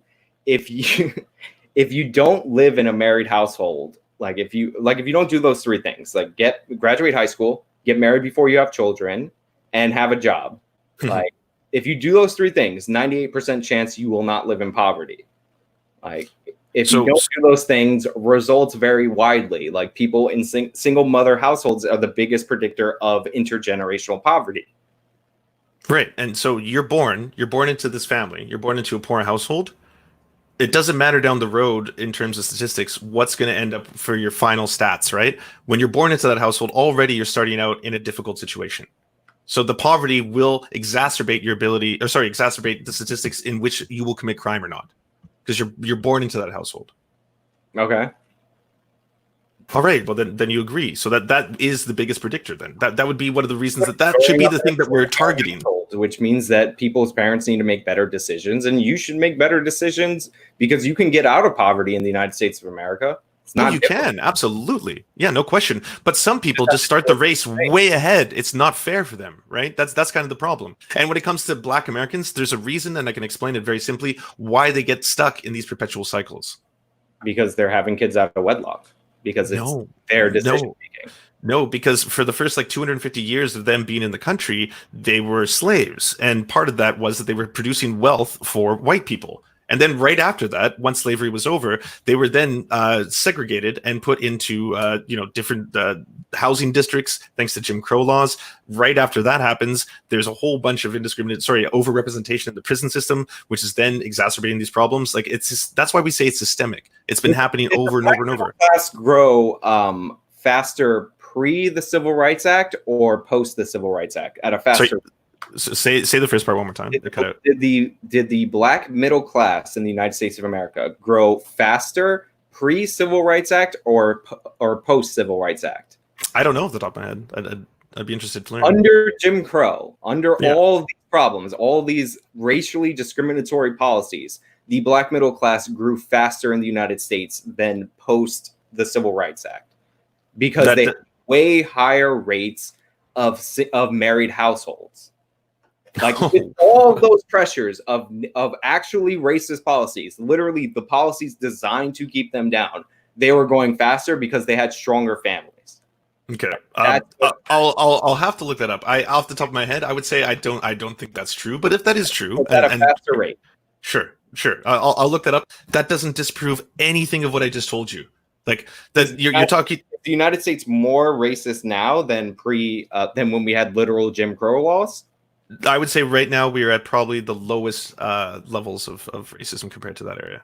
We're constantly getting better. Ideally, that's what you like to move towards, right? Don't say we. You're Canadian, right? Yeah, but I'm just saying we as humans. Then relax. Yeah. Okay. Oh, is that it? That's the thing. I mean, we could talk about Canada. I can talk about the systemic racism in this country and our treatment of Aboriginal people. It's deplorable. There's no question about that. I don't care about Canada. Cut it off. Send it into the ocean for all I care. Nice, cool, man. These memes, they're spicy. I don't know. The United States is less racist now than pre-1960, yet the black middle class is growing slower now. And I get that you're even if you accept this framing right now, you might look it up later and decide that it's not the case. Like I'm telling you it is, but it's just yeah, of course. No, I understand that. I like taking in new information, but what I'm trying to explain to you is that doesn't matter at all. If you're saying right now this small little subset of this time frame, this disproves the idea of systemic racism or even endemic poverty, that is not true. I mean, if you want to skirt over the fact, like again, like I stated, for the first couple hundred years of black people in the United States being here, or who's responsible for black people in poverty? Are they not capable of earning money, in your opinion? Ooh, there it is. So it's about their agency, right? I'm asking you. Yeah, no, they absolutely are. I'm just saying that if you compare both the lives of a black person and a white person, one person has a decidedly higher set of advantages. And so, yes, they have every piece of agency available, but at the same time, they've got also a lot of obstacles before them. What about the disparities between different demographics of white people? Is that due to systemic racism? The disparities between different demographics of white people. Italians might do worse than Russians, just as an example. Is that due to systemic racism? I didn't know about the Italian-Russian one, but the correlation. I'm using that as an example. It might not be the case. Oh, okay, sure. So the explanation between different discrepancies between white populations would be its own separate discussion. But of course, there's different factors that affect them as well, right? Race and the history of slavery would not be a factor in the white experience. If you're talking about the differences between... What about Nigerians? They do better on average than the average American in the United States. And they have like the intersection of being black and immigrants. Right, so that's one of the conservative cherry-picked points. It doesn't disprove any of what I just mentioned. I'm just asking you. Like, well, yeah, I'm saying it does not apply. It doesn't apply. So no successful black demographics apply at all. Well, again, I don't understand why in this instance you're suddenly separating. I'm curious. I'm answering you. It's not how this works. I'm just curious. What about Asians? Are you going to go with the model minority? Am I going to go with it? Or are you just ignoring that it's a thing? I'm just asking you. Are you going to go with the model? I mean, if you want to go talking point by talking point, that's like me asking you. Do I think that there's a great white replacement going on? Do you think South African farmers are being killed at higher rates? Well, the South African police don't keep data on murders based on job occupancy. So, like on what job you have. So wait, you don't genuinely? I brought that up as a joke. That was a meme. You don't genuinely believe that one, do you? I don't believe that South Africa doesn't categorize murders by jobs. Yeah, No, I that there's a that there's a higher level of murder of of white farmers in South Africa. I mean, there could be, but they don't keep murder stats based on what job you work in South Africa. Do you That's believe what I was in responding. great replacement theory? What's the great replacement theory? Explain it to me. I can't tell if you're memeing right now. I don't know how far down the rabbit hole I've come here. I'm just asking you. Well, so The idea that white people are being but systemically replaced by other demographics through both immigration and through policies. I'm sorry, I missed what you were saying. The idea that white people are being systemically replaced by other demographics, whether that be through immigration or through policies. Oh, that's like the browning of America. Is that are you saying that's I don't know if that's what it's called, but are you saying that's a conspiracy theory? The New York Times reports on that America is becoming a more brown country. Okay, first off, the idea that whites are is that a conspiracy theory? I've never heard of white replacement before, but the New York Times calls it the browning of America. So the idea that white people are being replaced... Isn't that like the whole foundation of the Obama coalition, that you're going to, that minority groups have grown up, so you're going to form an intersectional coalition so that Democrats would win elections? That was like the Obama coalition. I don't. You're memeing right now. I can't. I'm asking you. That's literally like the browning of America is something that's widely reported on the United States of America. I'm not saying it's some conspiracy theory, but okay. So you're not saying whether this is negative or positive, but you're saying that there's a replacement of white people by brown people in America. Well, I'm Hispanic. I'm a daywalker, so Sure. Why would I be against it? I've replaced a white person. Most people mistake me for white, but I'm Hispanic. Yeah. Well, neat. But like, you're not actually saying that this is a real problem, right? That what's a real problem? That white people are being replaced systemically by other races in the United States or anywhere. I don't know where's it happening. Well, I'm just asking the questions, but I'm saying you're not actually pointing this out. Like, this is a meme, right? You asked me the question. Why are you asking me that? Well, I know that white people are becoming. That's what the browning of America is. They're becoming a minority in the United States of America. That's what the browning of America is. It's like that's what it's called. Mm-hmm. What I don't get. What's the? I don't get the question. Are you saying it's not happening? Wow. Okay. Why don't we talk about something that I can actually wrap my head around? The last thing about the cause. I'm literally just asking you because you're. Do I think there's a browning of America? No, I don't. I don't even understand what that means. Like I don't think that there's a replacement of white people or that's a problem. Like I don't think that's happening. You don't think it's wait, say that again. Like you don't I don't think white people are being systemically replaced with other races.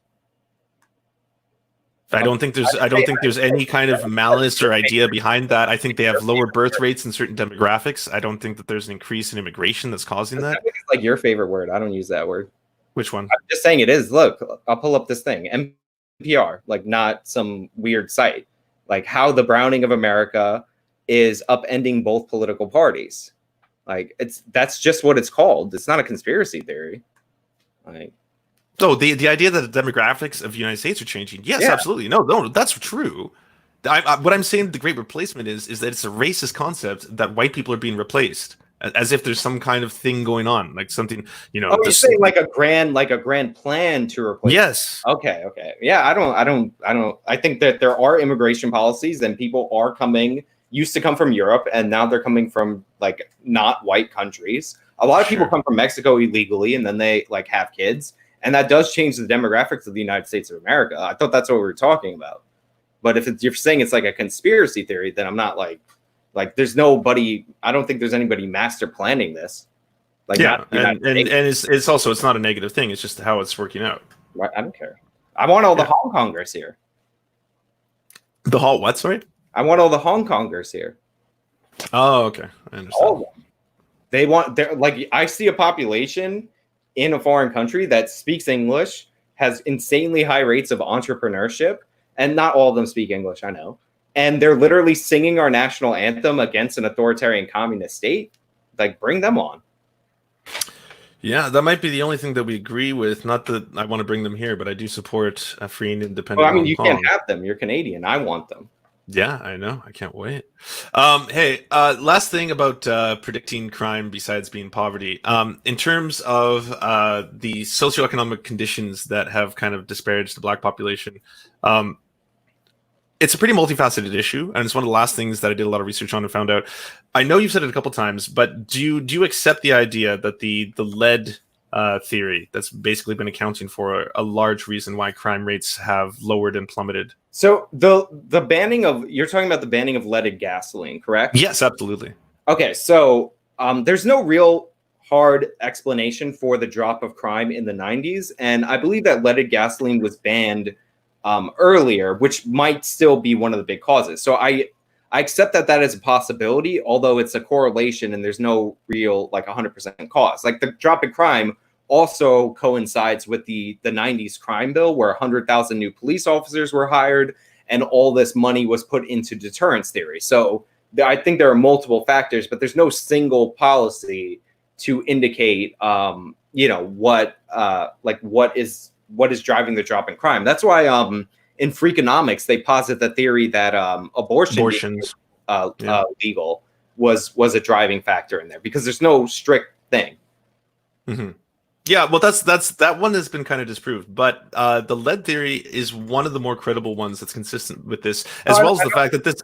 Sorry, I don't dispute it overall. I'm just saying there's a bunch of factors, and lead in the air. We're pumping lead into the air out of everybody's car when everybody was driving cars that rapidly burn gasoline. So I'm not disputing that.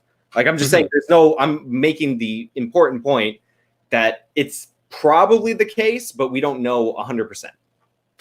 Well, yeah, it's one of them. So this is a multifaceted issue, but that's probably one of the better ones at explaining a large percentage of this, as has been a handful of things. The increase in technology, so people were staying in their homes more because we get more televisions, computers. The lowering of the crack epidemic obviously helped quite a bit in this situation as well, but it wasn't an increase in policing that has solved this problem. No, I disagree with that. You disagree. So you think an increase in policing contributed towards it? I think it was Trenton. That was the department featured on John Oliver. Mm-hmm. The one that he said that they defunded. Was it Trenton or was it another city?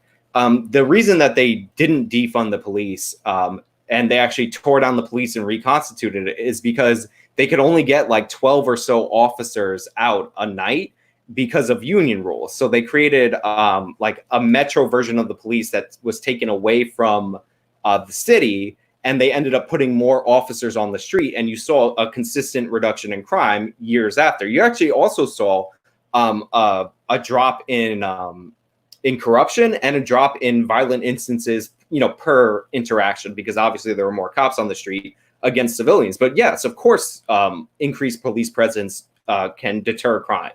That's what the Kansas City experiment showed, that a concentrated presence in a high crime area can disperse crime. Yeah, but unfortunately the data doesn't bear out on that. So in every single example, if you look at the long-term effects of having more policing in certain areas, the overall shift is that it does not reduce crime overall compared to other factors. And that comes from a number of studies that I pulled up. But overall is a little bit misleading because a lot of crimes happen indoors. There are crimes that you definitely do disperse with police presence. Sure, that seems to be a problem we've had from the get-go, though. Like, overall means a lot when you're trying to look at the best ways to ameliorate these conditions, right? Like, if I can tell you and prove to you that poverty is the biggest cause of crime, then you would say, well, then how do we get rid of poverty? Your answer to that is, of course, we need married families, right? If they just get married, everything will sort itself out. That's not how you solve poverty. And no one thinks that, right? Like, that's an exclusively right-wing ideology. No, that comes from the Brookings Institute. I didn't pull that out of some right-wing source. No. But right-wing people like to regurgitate that point. Think tank. Sorry? That's a progressive think tank. Yeah, but you are reading the data wrong. I don't know how many times I can say this to you. When it comes to that, you can't look at it after the fact and be like, well, they got married, so in that turn, they're now going to have a better life. You have to, you must agree with the quality of opportunity, right? It's not that you just get married and you have a better life. It's just if you have kids after you get married, like you've made better decisions and you're better set up typically on average 98% of the time to not live in poverty. But what I was saying about overall crime is that there are some crimes that are not going to go down like because of police presence outside. Like domestic violence happens inside the home most of the time. But if you're talking about like shootings outside, yes, police can deter that. If you're talking about other violent acts of crime, of course, police presence can deter that. That's what I mean by overall crime. Like there's some areas that won't go down just because the police can't be in your home. Like we're not like, there is some level of crime that's not preventable. But sure, but this is like the causation versus the cause versus effect argument. So at the end of the day, yes, if we look at the statistics, people who are in married families usually typically have higher rates of income and stuff like that. That doesn't change the fact that if you want to have an equality of opportunity for those individuals, you would then have to change systemic poverty so that everyone can grow up in environments in which you could foster more families that get married. Like you probably want equality of outcome to be improved, right? I don't want equality of outcome. I think you want equality of outcome. You see a gap and you fill that gap with racism.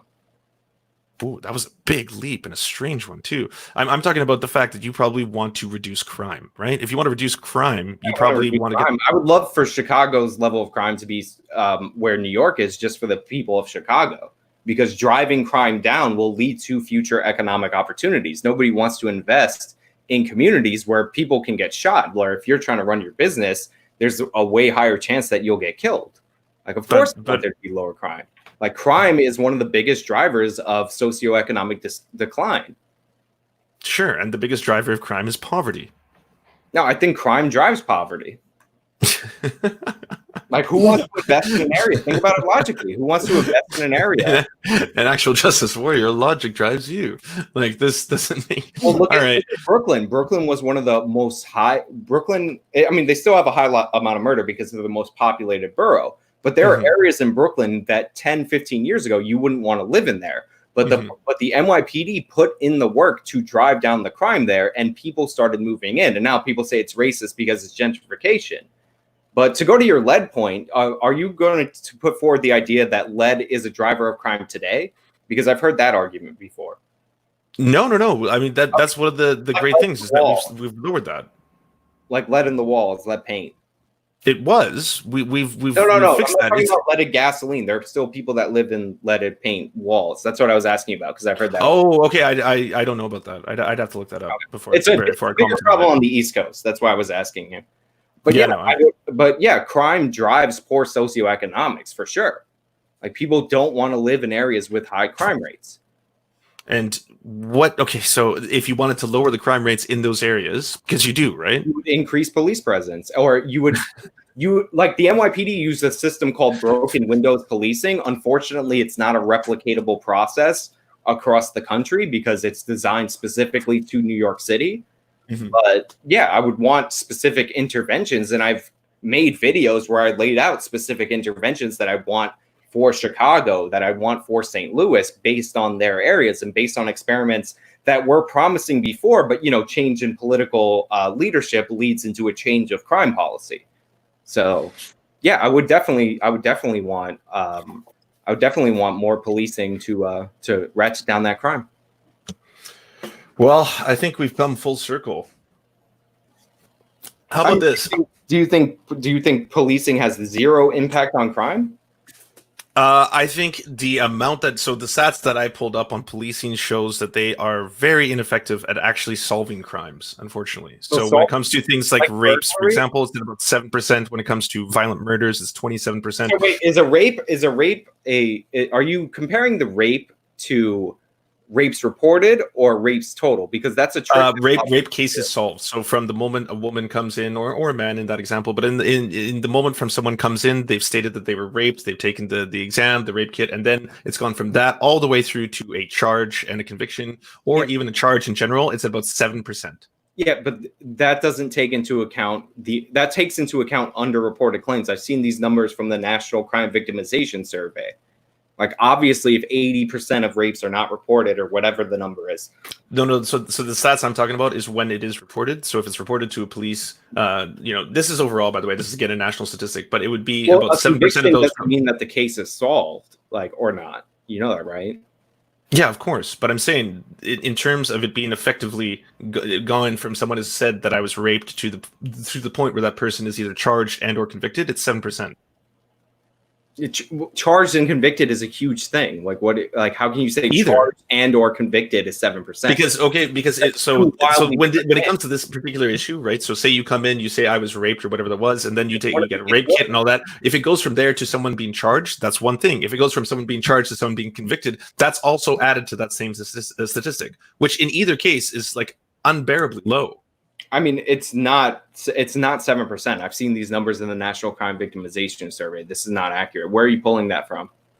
Well, I got to pull I didn't have this one ready offhand. That was the last time, but sure. So you think it's much higher than 7%? Is what you're saying? There's a lot of politically motivated statistics around sexual assault. I would look up the National Crime Victimization Survey, which is a survey that I believe goes through 176,000 households, and they have more accurate numbers because what you're saying doesn't make a lot of sense. Like burglaries are hard to solve for the police. They have a poor rate of solving burglaries, but rapes are incredibly easy for them to figure out who did it because a lot of times the person can identify them or there's some kind of DNA evidence. That's why what you're saying doesn't make sense. 7% get arrested. That doesn't make any sense. You know what I mean? Like the charges might be dropped off and you could see a pattern of when they're arrested, charged, the charges are dismissed or dropped off for sure. And the number goes down each and every step of the process. But like, it's something like 80% of the time when somebody comes in with a rape complaint, they know the person that they're accusing. So the idea that the cops can't find them is ridiculous. The idea that wow, like I'd say even off the cuff, I know that a lot of this is wrong. So according to the FBI, are you saying that most of the time that somebody is raped, the person doesn't know the perpetrator personally? No, I don't know the stats on that. I'm saying that doesn't account whether or not they would solve the case. It doesn't matter if I know who it was, therefore done, case closed, right? There's a lot that you would have to go through. Solving the case, like trying the case has nothing to do with solving the case. So according to the FBI statistics on this, 30% is the average of cases that have gone through. But that's not so even that to me. Sorry, you just said 7 and now it's 30. This was my point. Okay, but even 30%, if that was the case, right? An analysis of FBI data. Can you link me that? I'd love to see how those numbers are broken down if they contain the unreported cases, because a lot of those stats, like RAIN, does this notoriously. They can, first of all, they wildly overestimate the underreported cases. They never pull from the NCVS, which is the largest survey of victims. And then they do like their 2% number or whatever. And that's wholly inaccurate when you look at the overall data. It's like you've already jumped from 7% charged to 30%. Is that convicted or charged? I don't know. I'm trying to look it up now. And again, this isn't the gotcha you think it is, right? Like we are trying to find this out at the same time. I'm just explaining it to you. Like, why can't you just acknowledge that you might have been wrong about something? I'm just curious about that. because you just said it was 30% after saying it was 7%, and I pointed out that man, if you could talk to a mirror, hey, we've been doing this for like an hour and a half, and I have disproved every single point we've come across. I have brought so much data, statistics, science to this conversation, and every single time you're like, okay, all right, okay. Oh, I guess 7%. I suppose. Like, then what was the fucking point of this at the end of the day? Like, holy shit, dude. He just said it was 7% charged, and then he pulls up another number, and it's 30%. Now he's fake laughing right now, so we'll wait for him to, tire himself out before I bring him back up. But I did not imagine that. He said 7% charged, and then he switched to 30%. Neat. Are you ready? You good? You had your little breather? Am I back on? I didn't know you would mute me. That's neat. Yeah. If you're gonna laugh, and every time you change your statement on something, you say this isn't the gotcha that you think it is. You did that last time. Mm-hmm. Like everything wasn't the gotcha that I thought it was, and then you obliterated your Mike Brown video, which wasn't the gotcha that I thought it was. Like, no. What are you talking about? You said 7, and then you went to 30%, and now you're trying to pretend that didn't happen. Like, no, I'm not at all trying to pretend that didn't happen. I am fully accountable for what I present to you, my friend. I say the biggest difference between the two of us is that no matter how much data have I presented you with, every single time you haven't presented me with any data wrong. Am I gonna have to mute you too? How are we gonna do this from now on? Every single time I've disproven you wrong, you sit there and you just go, okay. You've made claims that you haven't. That doesn't. That works. And now you're trying to talk over me. So you've made claims that you haven't presented me. You brought up some study related to that said there is bias in police killings, and then I bring up Harvard study and John Jay study, and you're like, oh no, those are disproven. Based on what? Like, do you got a link? There's a private chat in between us. You're friends with me on Discord. You could have thrown me any of this information at any point. So excuse me for not taking your assertion when this whole conversation started, when I made a response video to you making baseless assertions. So if you want to send me information, I'll respond to it. I did point out that there are differences 100% in the training between the United States and Europe. And that's because the United States does not have a centralized policing system like many European countries. I pointed out that the lower training in the United States, especially in a lot of rural police departments, definitely leads to negative outcomes. Obviously, if you have worse candidates, then you have worse outcomes. Like, I listened to you say that. I didn't have the data in front of me, but I was like, you know what? Like, that sounds reasonable, and I granted that point. But my point was, overall, the majority of the police killings, which is what we ended up all like showing up here to talk about, were of armed suspects. So I bring that to you, and then I tell you, I give you examples to see where you're at what point you would draw the line on where force is justified and where it isn't. I give you like an obvious example, and you're like, well, it depends on what he's doing with the knife. Like, you're the one who's trying to dodge all this. Like, I've listened to what you said. I've waited for links. You have a private chat to drop whatever links you want so I could review stuff. I understand you can't do this in this stream. Actually, you can. If you click the share screen button, I just sent it to you. Bring up any of your sources on the share screen button. Like, that's available. I'll copy and paste the entire document to you. It was a pleasure researching this stuff. I do love learning new things. I tell you that at the beginning of the conversation. So I do apologize for not telling you. You could have hit the share screen button at any time on StreamYards. Mm-hmm. For every 100 rapes and sexual assaults of teenage girls and women reported to police, only 18 lead to an arrest, according to a study conducted by 3 professors at the School of Criminology and Justice Studies under a $1.19 million grant, which results in about a 7% conviction rate. Yeah. Why would you go to a study done and not the National Crime Victimization Study, which ultimately fewer than 7%, 189 out of 2,887 rape and sexual assaults reports made it to police over 2 years in the jurisdiction, results in conviction. They made it to police, or police reports made to police? Which resulted in conviction, so it was fewer than 7%. That actually wasn't that far off. First of all, you said arrest or conviction, number one. Number two, are you pulling data from a random study, or are you pulling data from the National Crime Victimization Survey, which has the largest sample size? Well, this is a study by the School of Criminology and Justice, but the study itself, I haven't looked at the methodology yet. I haven't actually even gone through the full study, because obviously we wouldn't have time to do that, but this is where the 7% comes from. Again, I would recommend you look up the National Crime Victimization Survey. I think there's 200,000 plus respondents a year, and you can compare, and obviously there's a huge chunk of unreported cases that do drop down the overall numbers because those cases are unreported. But yeah, I'm trying to look right now to the methodology. A conviction is not the same thing as solving a case. A lot of the times people use consent as a defense because the overwhelming majority of the time, people know the person that they're accusing of rape. Mm-hmm. Yeah, I would recommend the National I'm trying to go right now through the methodology, but you know what? I'd have to do this off screen. I didn't think we'd be talking about rape today, so that wasn't one of the topics. I wasn't planning on it either. That is true. Mm-hmm. Fun. So how about this? You know what? We're both adults. Why don't we do we'll do a closing argument each? How about that? And we won't talk over the other one. You can say whatever you want. I'll listen to every word of it, and vice versa. And then we can put a bow in the whole thing. You can give your summary. You can say whatever you want in relation to this, and I'll do the same thing. How about that? All right, go ahead. Do you want me to go first? Yeah. All right, let me pull up one last stat on this. No, I don't have it.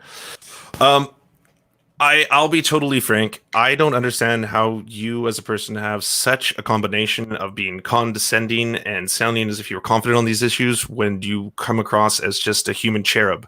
I have brought nothing but information in terms of stats, statistics, and overall, I don't know, scientific analysis on these topics. And at the same time, you just sit back with this kind of glib look on your face as if none of this matters. And at the end of the day, as someone who's got a background in criminology, this has been an abject embarrassment for you, sir. I would say this is nothing short of the debate equivalent of a dad walking in on his son masturbating while he simultaneously shit himself. And I say that full well knowing that you're probably going to have to call me daddy from here on out, because I'm going to continue to body you on this information, because you are on the wrong side of history, my dude, when it comes to this. And the facts, the data, the science will always back this up when it comes to this kind of stuff. Oh, and trans motherfucking rights. Was that it? Am I supposed to be impressed by that? No. So, just so you know, that's called earned confidence. It is the confidence associated with being a man. That's what I possess, and you seem to be significantly lacking in that regard. That's also weirdly, and this isn't the first time you've done this, the exact same line of language to discuss me that Vosh uses. I don't know whether or not you're a fan. Don't really care, but I understand that. And you said body, which is like an ask yourself thing. So you've now hit the trifecta of people that I can't stand on the internet. I smoked you on Michael Brown. I shamed you on Michael Brown. That's why your Michael Brown video is gone. That's why you made a video giving in on every single point.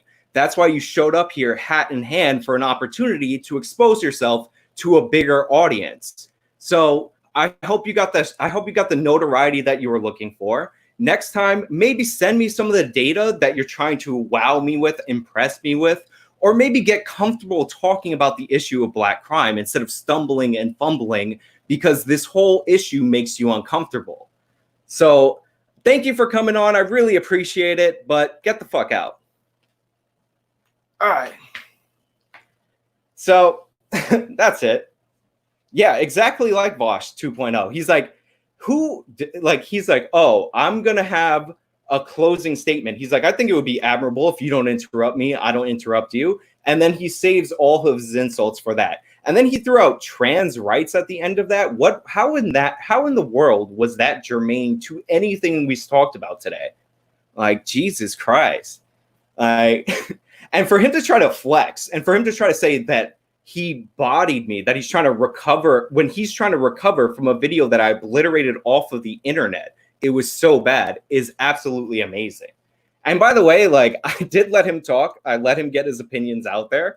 I had everything I needed to combat his points, but I just didn't bring it up because we were going over all this information. Like, I had the National Crime Victimization Survey up right here, never referenced it. I had the Uniform Crime Report. He didn't want to talk about it. I had another copy of the NCVS, and I had this the birth control thing. So I also pulled up this NPR thing in that thing where he was trying to accuse me of doing the Great Replacement, and I also had the NCVS, which he should look into. So we had a situation where at the end he weirdly was bringing up crimes not solved by the police, and he was measuring them being solved by convictions as if police are prosecutors. So this is a Dunning-Kruger syndrome, what we were dealing with. Somebody who is a novice about something, but is such a novice on it that he doesn't know what he doesn't know. And he comes to my house. He gets himself invited on this channel to have this discussion. I hear him out. I give him points that I don't disagree with. Like, he acts like I've never heard of these arguments before. And then and then he flips out at the end of it. So, that's really what you can expect from this kind of guy. So I know I have a bunch of super chats, but I gotta I gotta go through them all. Should I take a break and go through them, or do you guys want me to just read through them right now? Yes? No? Type 1 for yes. By the way, that is a thing that Vosh and this other guy said. They're like, oh, he's so confident. He's so cocky. That is the confidence associated with them, like with the man. Like, they are lacking that confidence. You could see it in the video on his Twitch channel where he's reacting to my video. All right. So how do I want to pull this up? So after last time, I kind of learned a little something about not pulling up the screen for the super chats. So that's going to be a thing since you guys abuse the process. Let's see. Somebody put like a thing. But yeah. By the way, Devin Tracy's probably still watching on Twitch. He can't get subscribers yet, but go support him. He got his channel banned. But Yeah. Take a break. Yeah, I'll take 5, honestly. I'll take 5, and then I'll come back and read them all because I see them stacking up. So I'll be right back.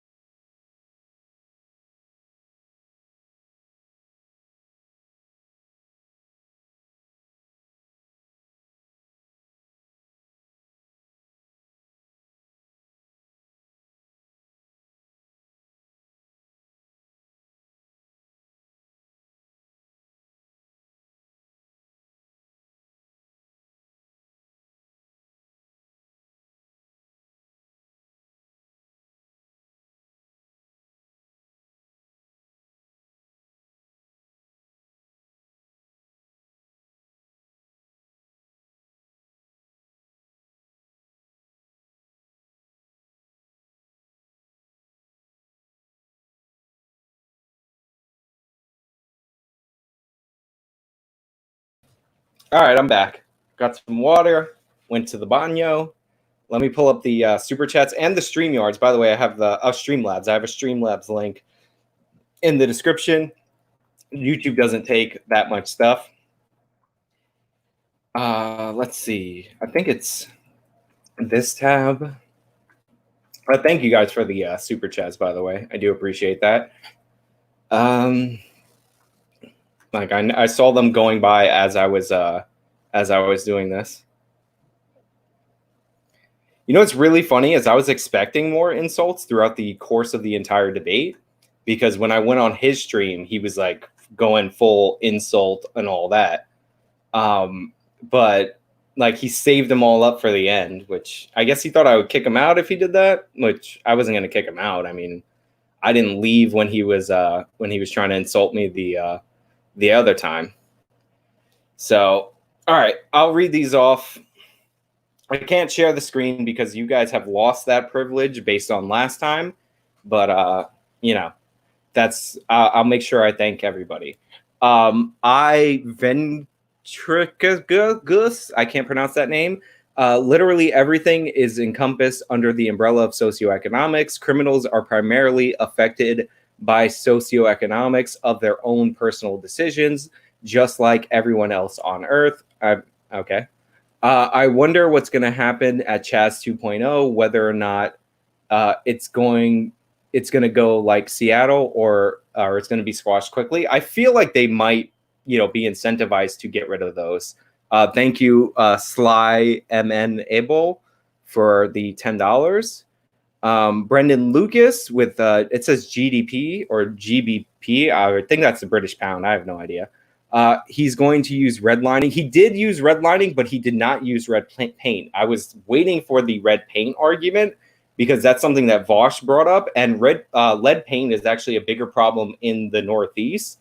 And specifically in New York, we have this weird thing that's different from the other parts of the country, where rich people tend to live in older places, like brownstones, which are really like old money in New York City, tend to be filled with rich people. AIU Harlem loves you. Saw an old guy here with the Roosh shirt. AJW is a goddamn beast. The other guy is soft. I have no opinion. I don't insult people on this channel. I'm a classy individual. Who is calling the cops in neighborhoods of color? Why would they be calling the police? I bet Lunchbox lives in a white neighborhood. He lives on the not to like, this isn't doxing. He lives on the west coast of Canada, I think. I think he said that publicly. But why? He actually didn't ask me why, which is interesting. YouTube, you rule. Just wanted to say that, Sean. Thank you. There is a human race. Yes, there is a human race.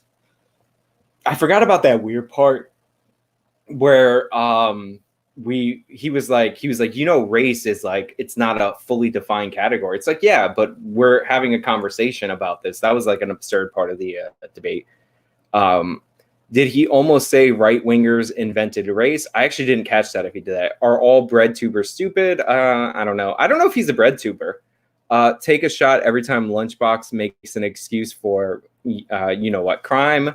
Don't forget about the calls for service stat, which finds that specific areas account for far higher calls for police emergency services. Yeah, I mean, obviously. Sean states a fact. Marxist bread tubers have overwhelming fact. Marxist bread tubers. I have overwhelming evidence to the contrary. I want serfs to debate Nick Fuentes. I mean, he could do that. That's on him. Just tuned in. Sean getting wrecked? ? I don't think so, but I'm sure his audience thinks that he did an amazing idea. All Democrat-controlled cities. That is true. Long-time Democratic governance. If you look at the top highest per capita cities, they're all long-term Democratic governance. Sean, why are you wasting your time with this, bro? I mean, it's a debate. You guys watched it. I think we had 2,000 people watching. I think that's obvious why, you waste your time with these people. Was about to give Surf props for not pretending to laugh. Yeah, he does that. And it's really obnoxious. He was doing that last time. if you watched him on his Twitch stream where he was reacting, that was another thing. He brought up that he was like, oh, well, you referenced this, but you didn't show enough clips of my video. It's like, dude, you don't govern how my channel works.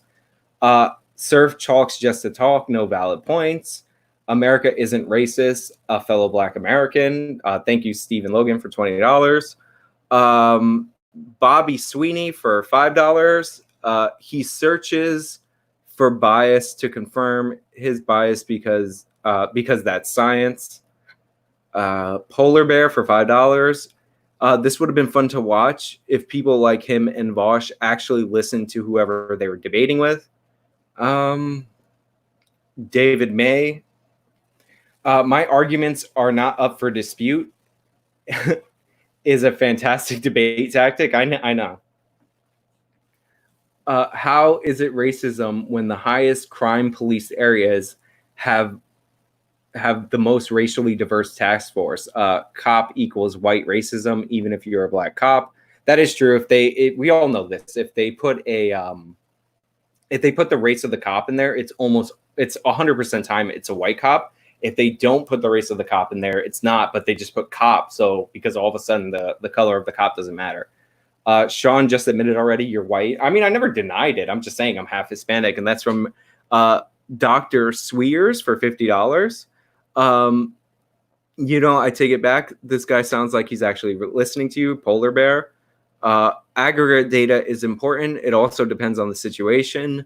That's the thing, is like we're breaking down like murders, and he's like, well, here's some aggregate data compared to Europe, and it's like, yeah, I don't deny that Europe has lower instances of police shootings.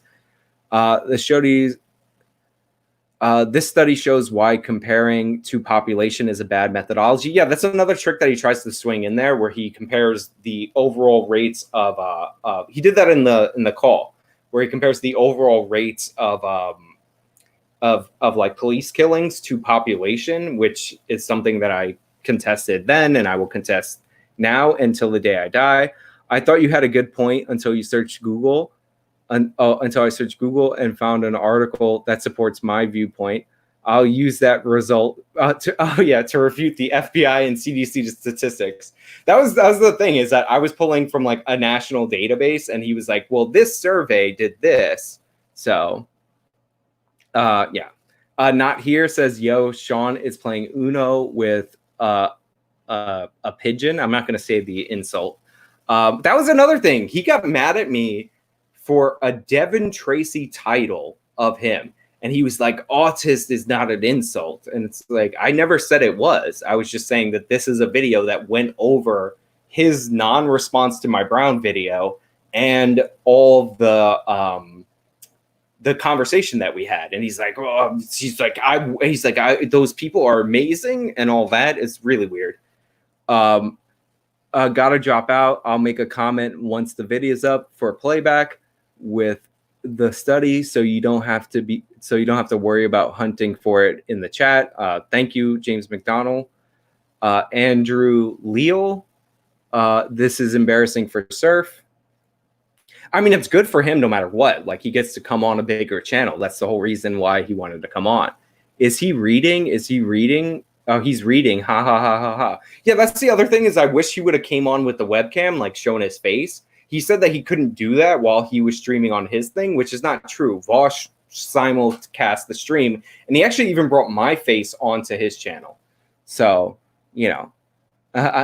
Let's Talk TV says, I hope your concussion is better. I was not assaulted. Please, if you genuinely believe that I was hurt, like, don't send me money. I was not hurt. It's just a meme. If lead were the actual factor, those who shoot guns would be at higher risk. Ooh, and that comes from Not Here.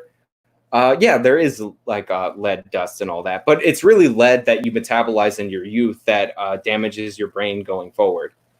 The problem with this debate is that AJW is trying to argue a point based on statistics, and Surf disagrees. Disagreement is white supremacy, pretty much. I wish I had the patience that Sean has. They want that, like, angry. Sean, you are Hawaii institutional Puerto Rican. Okay. Yeah, the whites accept me is apparently what I said. I'm half white, but like even my Hispanic side, there's a lot of Spanish DNA there. I do have relatives that just look straight up like African. So, my mom used to paint my nails with lead paint, and it didn't make me commit crimes. It just made me. I'm not going to say that last part, but thank you, Jed Lee. This is why I can't bring him up, because you guys can't be trusted. Wow, this guy is the one accusing others of being condescending. I know the whole time he's like in that very condescending tone. Ha ha ha ha, wrong side of history. Oh yeah, he did say that. I forgot it. So he did the Young Turks, he did Vosh, and he did Ask Yourself in his outro. Leftist debating statistics now is boring AF. What a G. That's the thing, is like I said it clearly and I was being genuine when I said it. If he wanted me to have that information, he could have sent it to me. But he's like, I presented you with all this information. It's like, you didn't send me a single thing. Like, I tell you exactly where I'm pulling my information from. And if it's a point of dispute, I'll even pull it up on screen. Drunken Atheist Studio says slay. Sean always makes them Spurg, run, rabbit, run. Brutal, you earned this. $20 from Kubi. I don't even know how to pronounce that. All right, you guys keep sending them in. I'll try to bring some of them up on screen. I'll do my best. When I get to David Moore 199, I'll try to scroll down from there.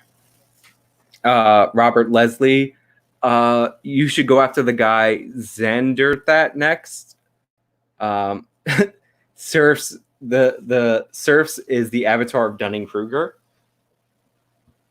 It is very Dunning-Kruger. I was surprised that he finally he said the Michael Brown thing was justified, or am I making that up? Did he still like weasel out of that?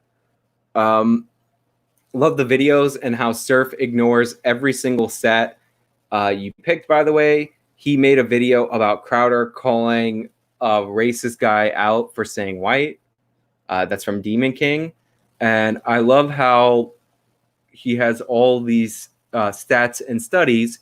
And when you ask him simple questions about the study, he says, I didn't read that far. It's like he's doing a book report. Yeah, that was the thing. It's like, I'm not opposed to new information. And I'm not opposed. Like, he's like, you never brought up the like a gotcha, like, to use his term. This isn't the gotcha you think it is. He brought up the Ferguson police ticketing practices. Like, I was unaware of it. He's like, you never brought it up, as if I was hiding it.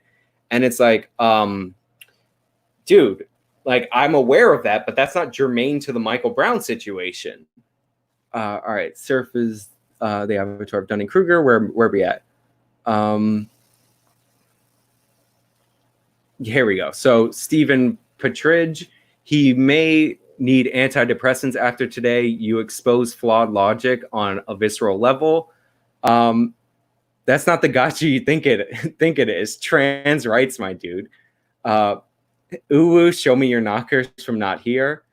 His closing statement said it all. That was the funny thing. It's like, you could tell somebody has a low character when he sets it up. He's like, why don't we just agree civilly to give closing statements? I'm not going to interrupt you.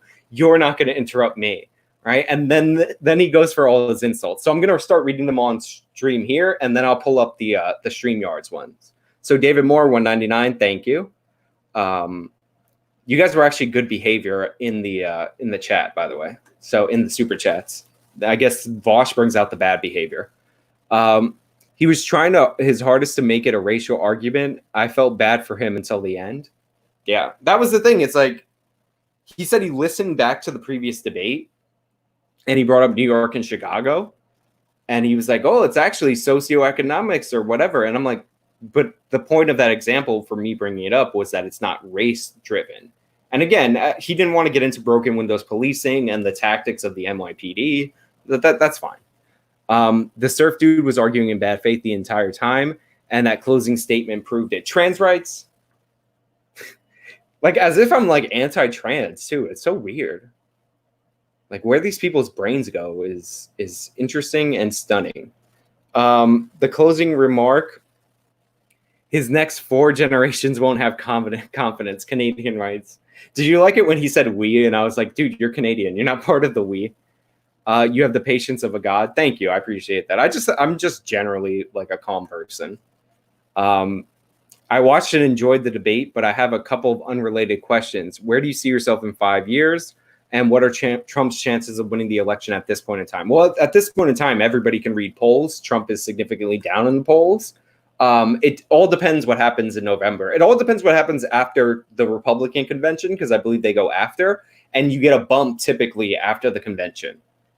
But in 5 years, I don't know. Also, lead poisoning. Lead poisoning is an actual problem in the military. Brain damage is more present. Now compare their instances of violent crime. So a lot of military people have a lot of problems. Like Clinton, he's a patron, and he's somebody I chat with in the Discord, and he tells me about certain issues that his fellow servicemen and women have. Yeah, there's also post-traumatic stress in there. Ryan Thorup, this guy treats gotchas like Frieza treats Super Saiyans, dismiss them, but in reality, he fears them more than anything. AJW is a Super Saiyan. Thank you. I appreciate that. I like the Dragon Ball Z. Serfs 2 + 2 = 5. No, Sean, 2 + 2 = 4. That's not the guts you think it is, dude. Yeah, he keeps saying that, and it's like, I'm not trying to get him. I'm just pointing out. I'm making a point. What was really funny is that 7% thing, because he Googles the FBI number, and he's like, oh, it's 30%. And then, like, when he's like, that's not the gotcha you think it is. But then when I start explaining it to him, he takes that time to re-Google the 7% number so he could find a 7% number. Assam Piker, nepotism noises. Nym, nym, nym, nym, nym. Okay. Thank you for weird name, by the way, for the super chat, but thank you. Let's see. Okay. There's so many that, Jesus, guys. All right, slow down. I will read the StreamYards ones. I can't get them to pop up. I'm gonna start doing the Streamlabs OBS when I have somebody help me. But yeah, amazing how the left was preaching no one is above the law. A couple months ago, but became quiet when looting was happening. Yeah, that's true. Yes, Queen Slay. I did like how he wouldn't answer the sex crimes thing, where I was like, are poor people more prone to sexual assault? Neogenesis, my fellow New Yorker, you get one free meal from Outback Steakhouse, and anything else from the menu on me. Don't go crazy though. Just hit up, and as a fan, I'd be honored to meet you in person. Gloves and mask, of course. You just beat Dr. Evil, Vosh, then Mini Mercers. Thank you. I do appreciate that. I'll come into the Discord and chat for a little bit. He doesn't do any critical analysis of his own sources. Yeah, that's the thing, is he got really mad when I was asking him questions about his information. Ask me questions about the NCVS data. Ask me questions about the Uniform Crime Report. Ask me questions about the NYPD's collection of data. Ask me questions about the Ferguson police report that he said that I somehow ignored, even though it's not related. Like, was it Trenton, by the way? What was the department that John Oliver referenced that they actually didn't defund the police? Can somebody write that in the chat? Here's money for everything on Twitter. Thank you, Toasted Network. Do you think he's afraid of his audience shorting on him if he agrees with you? I mean, probably. That's why he moved past the part where he like gave in on the Brown stuff as quickly as possible. I still can't get over how he said you put the cart before the horse, but actually in your case you put the horse before the cart, and he didn't see the irony. If you blame it on if you don't blame it on racism, you're a racist. Gotcha. Yeah, that's basically how it feels. The trans rights comment is because he follows basic leftist think tank and ideology. Good job exposing his lack of knowledge. All right, is that it? Is that okay? Okay, we're good. Everybody, calm down. Don't flood the chat. I'm gonna pull up the StreamYards. I've never done this before, and I'm gonna try to read these. Hydro PX has donated $10. Kill one man, you're a murderer. Kill millions of men. You're a conqueror. Kill all of them, and you're a god. Okay, that's weird. Hydro PX again on the Streamlabs.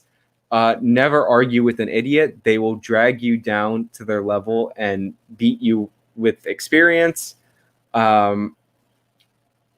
Norwegian says if over policing is the reason for a higher crime rate, white people just would be committing the same amount of crime in the. Oh snap! You know what? I got to pull this up in a tab. I can't. All right, just give me a minute. Give me a minute, you crazy kids.